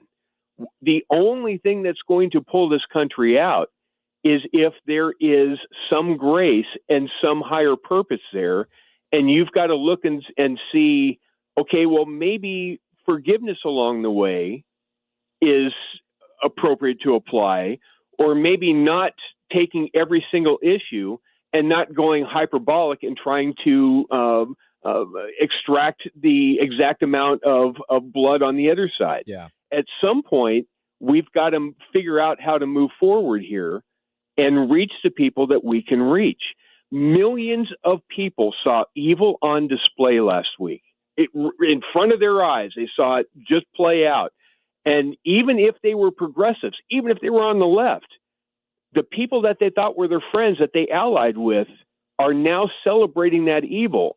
And they're like, I don't even know what's on the other side of the argument, but I know I don't want to be on this evil side anymore. And they're looking for something else. It's up to people of faith to reach those people. And if you get the faith right, the politics will take care of themselves. Duane Patterson, well stated. Appreciate it. Thank you very much for coming on tonight. You have a great weekend. You too. All right, take care. Traffic from the 97.1 FM Talk Traffic Center. All right, things are slow if you're on 270 headed southbound, Page to pretty much Manchester or just past Manchester. Northbound side Manchester to 64 on the brakes. 170 southbound hits the brakes from Page down to 64. 70 westbound, Florissant to Lucas Hunt. You're slow going then through the airport area, and then 270 to about First Capitol. Eastbound side gets heavy getting into downtown only. 64 westbound, Kings Highway over to Lindbergh, and then through Chesterfield, a bit slow eastbound through Chesterfield as well. Southbound 55 heavy through the work zone. Arsenal down to Bates, and 44 westbound. Still slow going, pockets of delays anyway between Elm and 270. I'm Trent Erickson with traffic on 97.1 FM Talk. Want to talk about Michael's Baths? You can find them at michaelsbaths.com. Here's a great review from a customer. This is a fantastic company to work with. The Michael's Baths team from start to finish was professional and amazing to work with. I was looking for a group to work with me, and not just for me. I was able to do parts of the project I was comfortable with and let their team do the rest. The end result was a fantastic basement bathroom, which added immediate value to our home. I could not be happier with Michael's Baths and recommend them for your next project. And I'm going to recommend them too. All they do is bathrooms. All they do is bathrooms. And do not be fooled by the high pressure sales tactics from out of town companies that don't have experience in this industry. They can typically beat the price in the bid, and they know you're going to get other bids, but you're going to be surprised here. 30 to 50% less was still top quality work. So if you're looking to give your bathroom an affordable facelift, you need your shower area to become a safer space as maybe you get a little older. Michael's can come in, give you a free quote. They're going to take great care of you, and I think you're going to be happy and really satisfied with the whole project. Call them at 636-775-0800. Family owned and operated. michaelsbaths.com. That's michaelsbaths.com. We, without hesitation, recommend that anybody work with ThrottleNet. The experience will be as good as it's been for us, for anybody, because you'll get a true partnership and you'll be able to rest easy that you're going to get the service that you need, while they're also doing all those things that you don't want to have to think about, that you don't want to have to worry about. They're always doing that in the background for you. Don't wait for your next IT crisis. If your business depends on technology, you need a partner that's got your back. Contact ThrottleNet.com to get a free IT evaluation and see how we can support your IT everything. This is James Hawkins, president of Golden Oak. I am excited to announce the opening of Golden Oak Premier Realty. That means we're your one-stop shop for financing and buying your home. One team, one goal, your home. Not moving? Now is still the time. Your home's equity is higher than ever. And with our 4.5% mortgage rate, you could save over $1,000 every month. Use your equity to pay off high-interest credit cards, lower your monthly payment, or even skip 2 months of mortgage payments. And don't forget, if your loan doesn't close, we'll pay for your appraisal. We make the process fast and easy, often getting your cash in as little as 14 days. Whether you're buying, selling, or refinancing, call Golden Oak today and let us put our 25 years of experience to work for you. Call 314-567-GOLD. Golden Oak Landing, short my blues. 5.442 APR, FHA 15-year, 20% equity, qualified credit, additional terms apply. NMLS 114937. There's a lot on the line in divorce. This is Joe Cordell of Cordell & Cordell, the largest family law firm in the country, with over 35 years of helping clients navigate divorce. Divorce touches all areas of your life: your home, savings, retirement, and of course, kids. So when you find yourself facing divorce, you need a partner you can count on. If you are facing divorce, contact Cordell & Cordell today at 1-855-GET-LEGAL. The choice of a lawyer is an important decision and should not be based solely upon advertisements. 600 Kelwood, St. Louis. You're listening to The Mark Reardon Show on 97.1 FM Talk, St. Louis Conservative. We have a Reardon Roundtable tomorrow as we take you into the weekend. Jane Duker will be on the panel, State Rep Steve Butts along with Jane, and then on my side, political consultant Greg Keller, who always brings the fire. I would expect him to do the same tomorrow. Maybe the op-ed that I've most related with today, and if you've listened to the show this afternoon, you know I'm a little uneasy with the government aspect of the Jimmy Kimmel situation. But David Harsanyi, who is a pundit and a writer, he's been a guest on the show before, said all these things can be true at the same time about ABC pulling Jimmy Kimmel Live. And he makes several points, 5 to be specific. First, Kimmel is a dishonest hack who used his show to spread self-indulgent partisan dreck.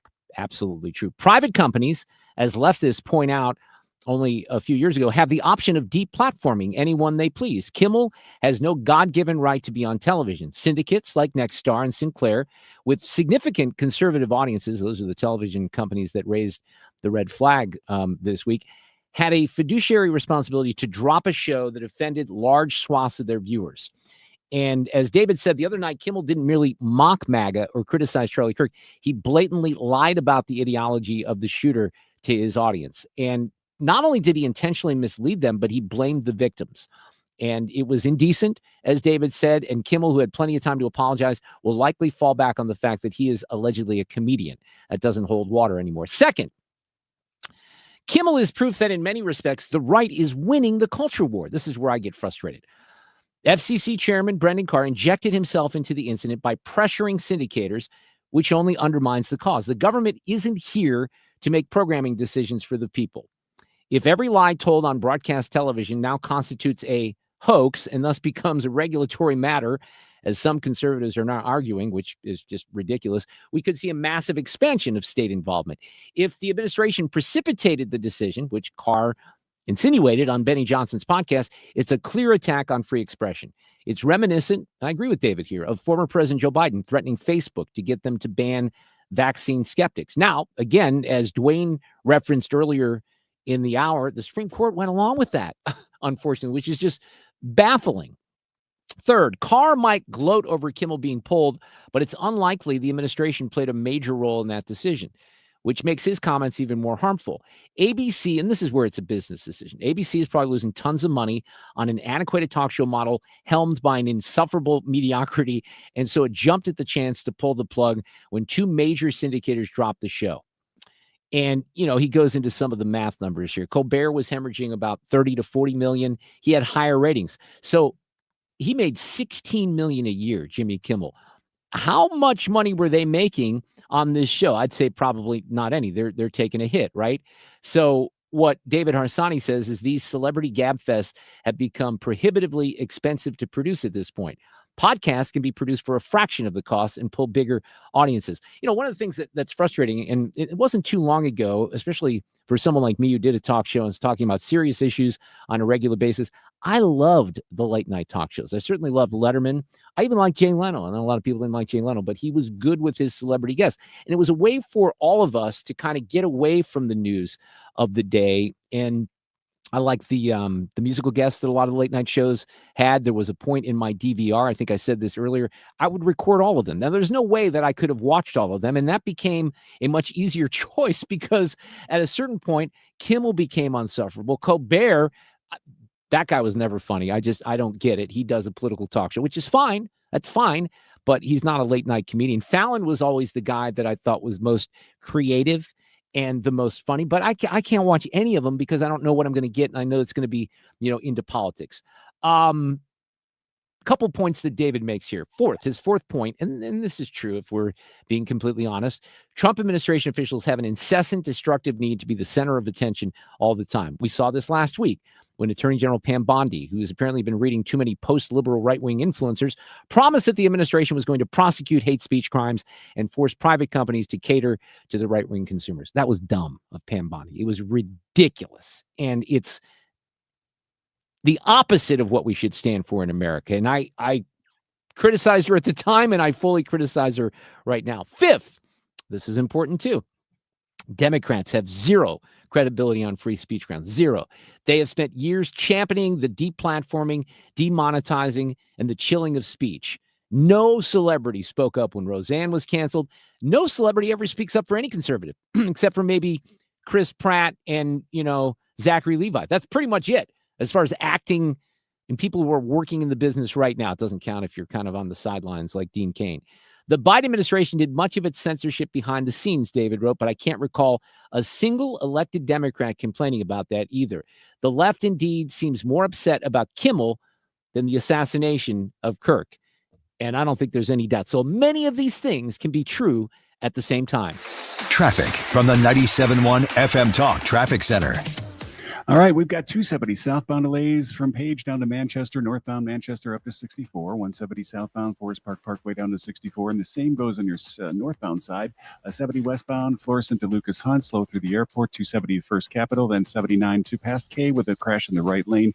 Eastbound side gets heavy into downtown and approaching that crash site as well prior to that. 64 westbound Slow Kings Highway to 270, then through Chesterfield at southbound 55. Tight from Arsenal down to Bates, and 44 westbound heavy from 270 to past 141.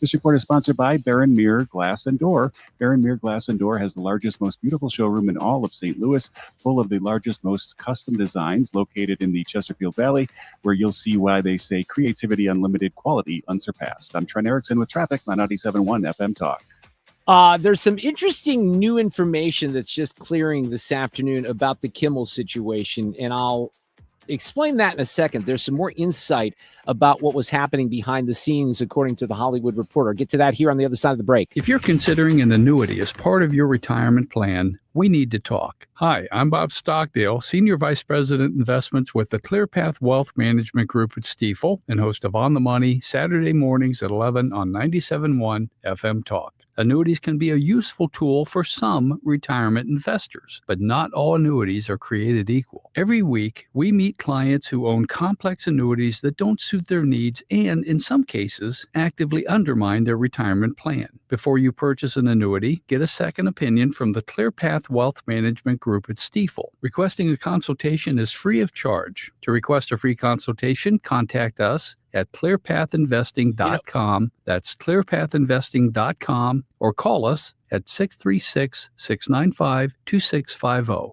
That's clearpathinvesting.com or 636-695-2650. Stifel Nicholas and Company Incorporated, member NYSE and SIPC. You're listening to Leaf Filter Radio, and the guru of gutter protection himself, Chris Coonahan, is here to take your most pressing leaf-related questions. Hey, everybody, Chris here. I understand we have Ron on the line. Ron, where are you calling from? Uh-oh. Ron, are you calling from a ladder? Well, I was.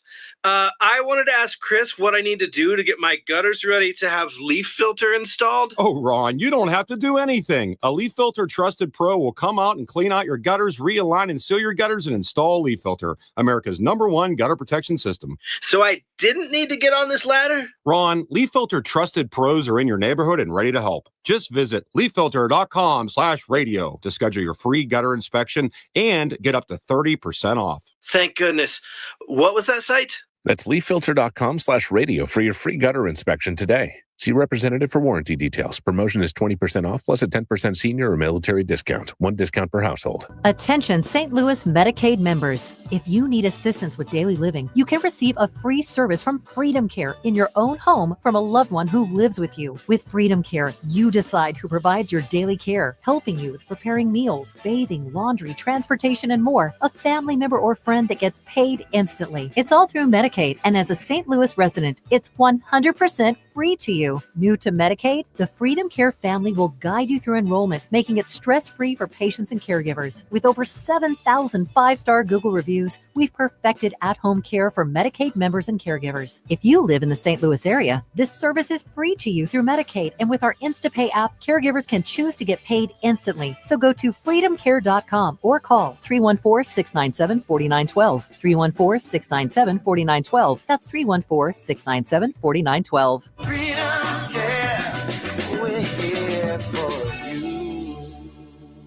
It's time for a $98 AC tune-up. 5:36. This portion of the show is sponsored by Jerry Kelly Heating and Air. Where common sense rules the mic. 97.1 FM Talk. St. Louis Conservative. All right, there is really fascinating reporting this afternoon that just cleared from the Hollywood Reporter on the Kimmel situation. I'm going to share that with you here in just a few minutes. But first, my friend Dave Simons, partner and managing director of One Private Wealth. We've known each other for a long time. He does Dollars and Cents show over on KMOX. Dave, how are you this afternoon? Fabulous, Mark. How are you, sir? I'm doing good. All right, so we finally had Jay Powell, the little too late guy, right? That's what does Trump call him? Jay Too Late Powell, right? So Too late, right. You and I talked about this a few weeks ago. It looked like the Fed was heading in the direction of a rate cut. It's the first one since last year. It was a quarter point, not a half point. Where are you on this? How are the markets reacting? And what might still happen toward the end of the year? Perhaps another cut.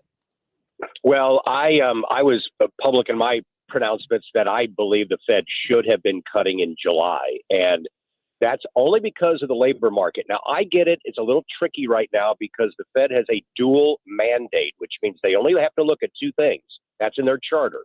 It is price stability, which is another phrase for inflation, and basically full employment. Well, the inflation thing's been a little tricky. It's been a little stubborn. They've tried to get it down to 2%. I don't think they need to. But the labor market is clearly showing signs of weakness. And so back in July, I said, I think they should start now, because when you start the cycle, it can take 6 to 9 months for it to really even have any impact. And because since then, since July, we've continued to get more data that the labor market is weakening. Not a recession at this point, not at all, but enough. So I fully support this quarter point. Like I said, I wish I would have started it earlier. Yeah. It looks like I think they're going to cut, Mark, at least a couple more points by the end of the year, a couple more times, maybe 25 basis points each. So you're talking about a total of 3/4 of 1%. Right. You got it. Yeah. Yeah. And that makes sense.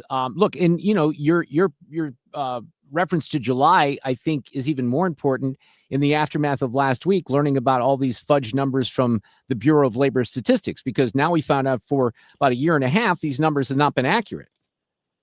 That's a whole other can of worms. Oh my God. Right. People can debate whether or not there's some tomfoolery going on or it's just incompetence. Either way, something has to be done, because you can't. What is the purpose? Seriously, why do we even get these monthly numbers when they don't mean a hill of beans 6 months from now? Very good question. It's a very good question. I mean, there's so there's revisions and then there's revisions, and this last one was like completely. It wasn't even close to the numbers. So it was the largest in history. Yeah. Yeah, exactly. So then just real quick before I let you go here, Dave, because I got some other stuff that just broke here on the Jimmy Kimmel thing, but the reality for consumers and how this affects them. I made this point, with you last time. This does not mean mortgage rates are going down. There's an indirect correlation with mortgage rates, but it could affect credit card rates and other consumer lending, right? All of that, yeah, but it will take time. So this is the start of something. Mortgage rates will eventually start to tick down, especially if the Fed keeps cutting. So this is all good for the consumer. It's just going to take time. All right, Dave, I appreciate it. I'm going to cut you just a little short than usual because I got this other news that I want to get to, but I appreciate coming on here tonight. Fair enough. Yeah, I'm looking forward to hearing this. Yeah, this is good reporting. It really is. Thank you, Dave Simons. All right, so this just broke here a few minutes ago from the Hollywood Reporter. I follow, the Hollywood Reporter and Variety, the two big trade publications in Hollywood. I have a little history with Hollywood, having been a film critic for about 30 years. I retired a few years ago. I did it on radio and TV. Used to go to Hollywood 7-8 times a year to do interviews with, movie casts, etc. But the Hollywood Reporter usually has some pretty good buttoned up reporting. And here's what they said. And they're talking about the first couple of paragraphs really kind of recap what happened with Jimmy Kimmel on Monday night, alleging and implying that the murderer was, a MAGA, one of them. So somebody who's a source says the implication from Monday night kicked off a social media blank storm. And then they say it died down temporarily. But almost immediately after FCC Chair Brendan Carr's appearance on Benny Johnson's podcast, the storm of blank became a bigger swirl. Within hours, multiple ABC station owners held calls with senior Disney leadership expressing their concern with the comments. Inside of ABC, multiple conversations with Kimmel were had at the executive level. They're putting some of these things in quotes. The first person says, this is sourced, okay, but again, typically buttoned up reporting at the Hollywood Reporter. So they were at the executive level, though the talks had not yet reached Bob Iger or TV head Dana Walden. The execs wanted to know, how was Kimmel going to address the situation on Wednesday night show last night? The answer, according to the Hollywood Reporter, was not satisfactory to management. Meantime, the advertiser calls began to roll in. And then the big affiliate conglomerates, Nexstar and Sinclair, threatened to preempt the show.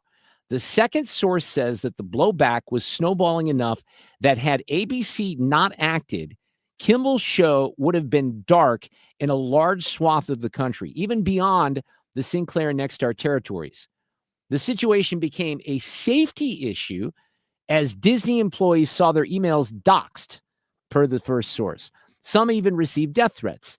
Disney wanted Kimmel to address the situation in a way that would, quote, take down the temperature. But what he had planned last night was going to, quote, fan the flames with the MAGA fan base even more.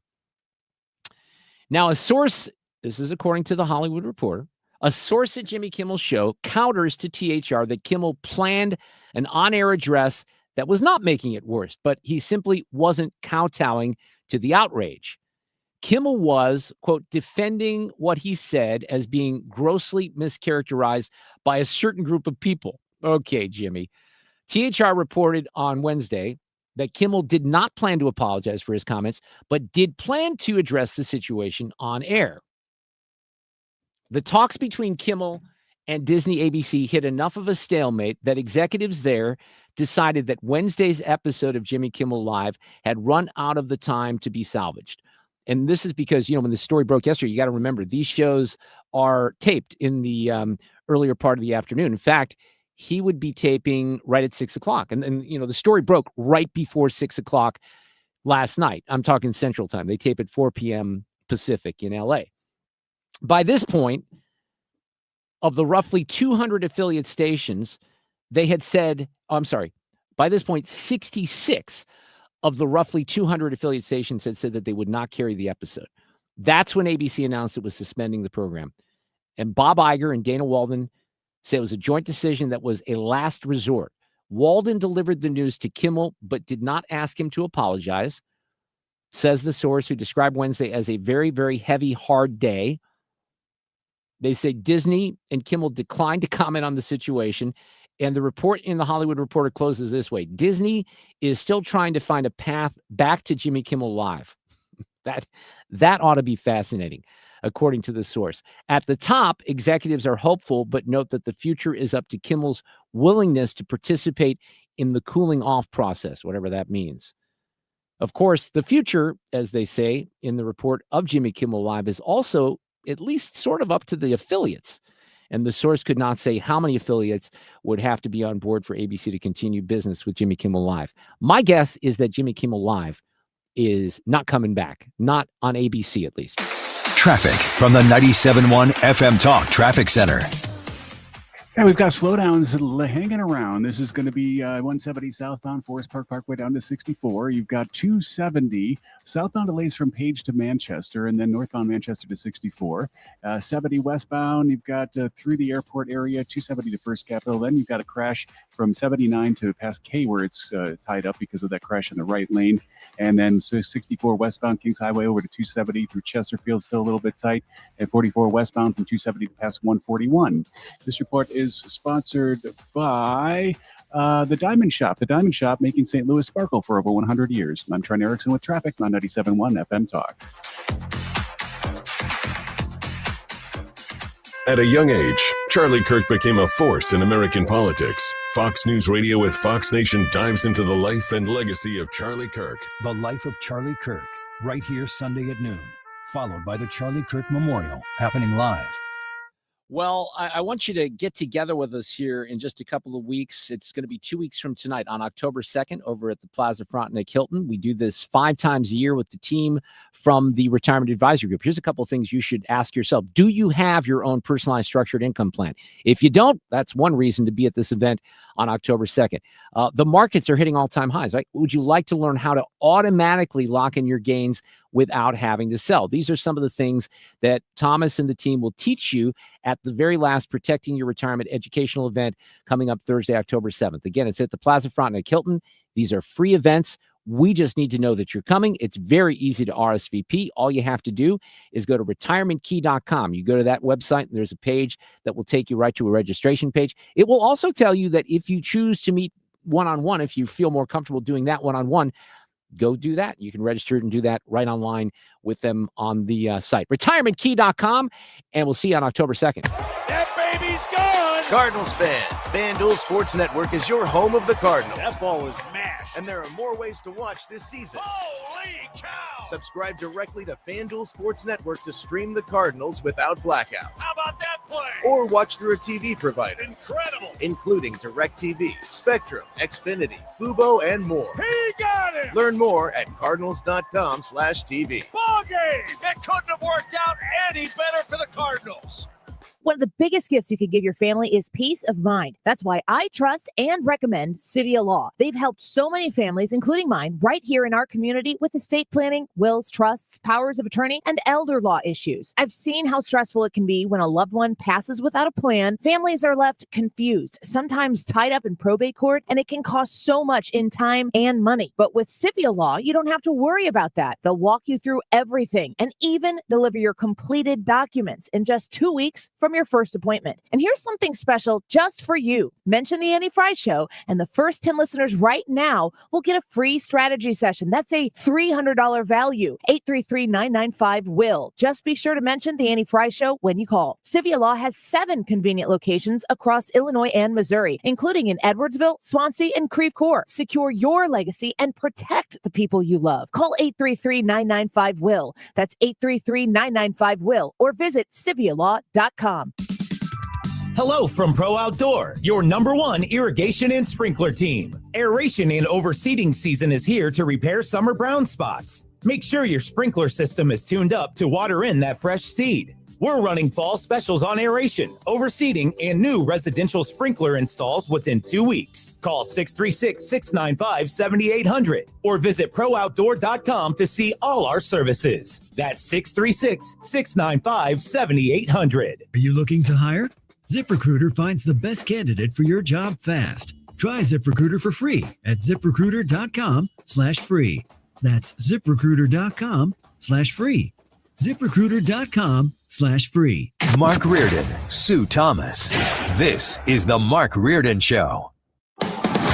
Sue's off today. She'll be back on Tuesday, taking a few days off. Fred came back into the studio to share a piece of audio with me, but you didn't hear that conversation that I just had, did you? So it was really interesting. This is in the Hollywood Reporter. I just tweeted this out at Mark Reardon KFTK if you'd like to read it. But this is kind of squares with some of the things we've heard from throughout the day. So, and Duane and I were just talking about some of this stuff. He was asked to walk it back and to apologize on last night's show to keep some of the affiliates happy, and he wouldn't do it. And then the rest of the reporting basically says that the source indicates that they want to find a way to bring it back, but it depends on his interest in keeping the temperature down, which, my guess is Jimmy Kimmel's made a fair amount of money. I don't think that the contract, which was up for renewal, given where we were with Colbert, was probably going to be renewed anyway. He'll try to go out as a martyr here, and he won't stand down, and he'll get some show on Netflix or something else, and that's the next place we'll see Jimmy Kimmel. I mean, I'm wrong about these things, Fred, all the time. I'd be shocked if we would see him back, because even if ABC says, okay, we're going to give you a chance, but if he goes on there, it's not going to be, first of all, we know it won't be sincere. He'll do his cry weepy thing. And I've had it, because my opinion on this really is nuanced, because I'm so glad that he's gone, and I hope he never comes back, because I think he's disgusting and he's not funny, and he's taken so many shots, and he's a big hypocrite. But I do not like the government and the Federal Communications Commission getting involved and encouraging this kind of stuff. I think it's a bad standard to set. It's a slippery slope. Now, I get all the stuff that's happened to our side. I get that, but I'm not willing to take a stand and say, forget all that, and the FCC is right. But clearly, as a business decision, they had every right to do this. And again, if you take the call or the podcast by Brendan Carr out of the mix, this is a completely different story, and the left doesn't have their narrative. And that's what I'm pissed off about, is they have their narrative and they're running with it here. And of course, they're treating it more importantly than they did the assassination in the first place. And it sounds like, from what you're saying, what you've been reading, is that it was his choice, Jimmy Kimmel's choice. To a certain extent, he would have backed off a little. Right. Well, it was, remember when this broke, it was not coincidental, as I indicated, because they taped the show at 4 p.m. So we're getting close to 6 p.m. They're not ready to go. They have to make the call. We're not doing the show because we don't feel that the response. And again, Bob Iger, who was brought back in, Bob Iger used to run Disney, and then things started kind of going in a bad direction for Disney. And I think they've continued to go that way. I mean, this movie Elio, that is a Disney Pixar movie that just, I think, is coming out this week on the Disney app. I saw it with Alexa earlier this year. It used to have Magic and Toy Story and the movie Up. And so many, I could list a dozen movies that had Disney quality, whether it was Disney Animation Studios or Pixar, but they just suck now. I mean, it's not even close. There's no magic there at all. So Iger's brought in to right the ship. There's a lot of writing that they have to do. Gina Carano, she was canceled by Disney. They're bringing her back. So the tone has changed quite a bit. We live in a different world right now. And it's not just because of Brendan Carr. And again, that's one of the reasons I'm so frustrated, because I feel like the culture wars have been going our way. And then unfortunately, this might be a little bit of a stumbling block. But the story is not over yet. Stand by. Playback ready. Now, the audio cut of the day. All right, Fred, you have brought some audio to me here this afternoon that I have not heard, and I want you to kind of walk me through it. There's a local connection, but also the Vatican is involved, I understand. Yeah, it's a little bit late for divine intervention. But yesterday, Cardinals President Bill DeWitt III and his wife Ira went to the Vatican and attended the weekly audience, or the weekly general, audience with the Pope, and heard him speak. And after his speech, they went through the reception line and they met the Pope, Pope Leo, and Bill DeWitt III said, Gave him a Cardinals hat? Gave him a Cardinals jersey. Did he really? With Pope Leo XIV on the back of it, and invited him to come to Busch Stadium if he plans to ever come to St. Louis as a papal venue. And he said it was a really good reception. And we learned something about Pope Leo that we didn't know. Listen to this tape. Yeah, it was fun because I noted that he was a White Sox fan, and then he instantly said, yeah, but my father was a Cardinals fan. So there was a definite moment there where he connected with what we were doing. The Pope and I share something in common. We both help manage Cardinals. I love that. That's pretty good great. line. No, I that's like a that. really, really good line. All right, so that is part of our audio cut of the day. Thank you, Fred, for that addition. That was awesome. We should try to get Bill on. That would be great. I like him. I think he likes me. We haven't talked in a while just because we don't focus a lot on sports, but it'd be fun next week to get him on and to share that story. And then I'll just kind of leave you with this. This is Trump before he left the UK with, by the way, this is the other thing that gets overshadowed. This seemed to be an exceptionally well-executed trip with Keir Starmer and some of the things that they came in agreement on in London. And they talked about a variety of issues, but there were the tone of that and the way it wrapped up was excellent today. You won't hear anything about that because it's all going to be about Jimmy Kimmel. And even Trump talked about Jimmy Kimmel. Well, Jimmy Kimmel was fired because he had bad ratings more than anything else. And he said a horrible thing about a great gentleman known as Charlie Kirk. And Jimmy Kimmel is not a talented person. He had very bad ratings, and they should have fired him a long time ago. So, you can call that free speech or not. He was fired for lack of talent. I don't like it when Trump goes down the lack of talent. He said that about Taylor Swift, and then of course he congratulated her on the engagement. But I think Jimmy Kimmel I think there was talent involved there. At one point, look, he was on the Man Show, and I thought he was pretty funny, but I think he's lost his ability to be funny because he has a bad case of Trump derangement syndrome. We'll be back tomorrow at 3. Sue's going to be off for a few more days. We have a roundtable with Jane Duker, Greg Keller on my side of the table, State Rep Steve Butts, all the fun stuff with Paul Hall. We'll have Ethan's news in for Sue and Frank Cusimano. It's all coming up tomorrow. Enjoy the football game tonight. We're back at 3 tomorrow on 97.1 FM Talk. Traffic from the 97.1 FM Talk Traffic Center. Most of the delays cleared up. We do have one pretty bad spot northbound on 170. You're heavy right off 64 on up to just before Delmar. We've got a crash working in the lane, and that causes some delays on the eastbound side of 64 as you make your way through that area from McKnight on over to Big Bend. Nothing really much westbound except approaching that 170 ramp. The rest of the roadways have gotten much better. This report is sponsored by Lakeside Renovation and Design. For over 25 years, Lakeside Renovation and Design has been St. Louis's trusted source for transforming homes inside and out, from windows and siding to kitchens, bathrooms, and outdoor spaces. They deliver quality craftsmanship backed by lifetime warranties. Visit lakesiderd.com to start your dream project today. I'm Trent Erickson with traffic on 97.1 FM Talk.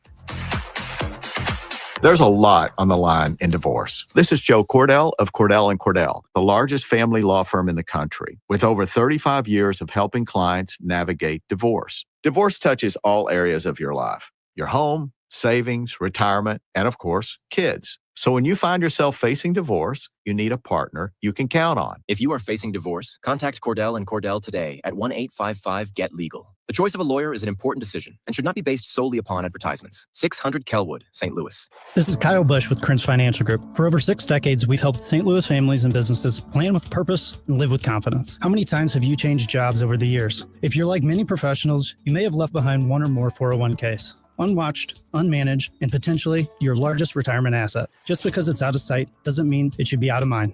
Let's make sure it's working as hard for your future as you are. Your goals, our mission. Start today at kfgadvisors.com. Securities offered through Raymond James Financial Servicing. Member FINRA/SIPC. Prince Financial is not a broker-dealer. Hey, it's Bo Matthews, and Missouri Brush Control is helping landowners reclaim their property through eco-friendly forestry mulching. Missouri Brush Control can transform your overgrown acreage into accessible and usable land, and in a fraction of the time compared to conventional methods. Missouri Brush Control also cleans up around ponds, lakes, and dams, allowing easy access to your water feature. They service residential, commercial, and recreational properties with their specialized machines and years of expertise. Enjoy your land like you've always dreamed of. Visit MissouriBrushControl.com. That's MissouriBrushControl.com. We all hear the radio ads about the IRS. They tell you to be afraid, to be scared, and they try to frighten you into calling. I'm not here to do that. Tax Relief Advocates is different. TRA is here to tell you that if you owe money to the IRS, whether it's $5,000, $50,000, or $500,000, we have a solution. It doesn't matter if you're sitting in your car, at work, or with your kids. No matter where you are,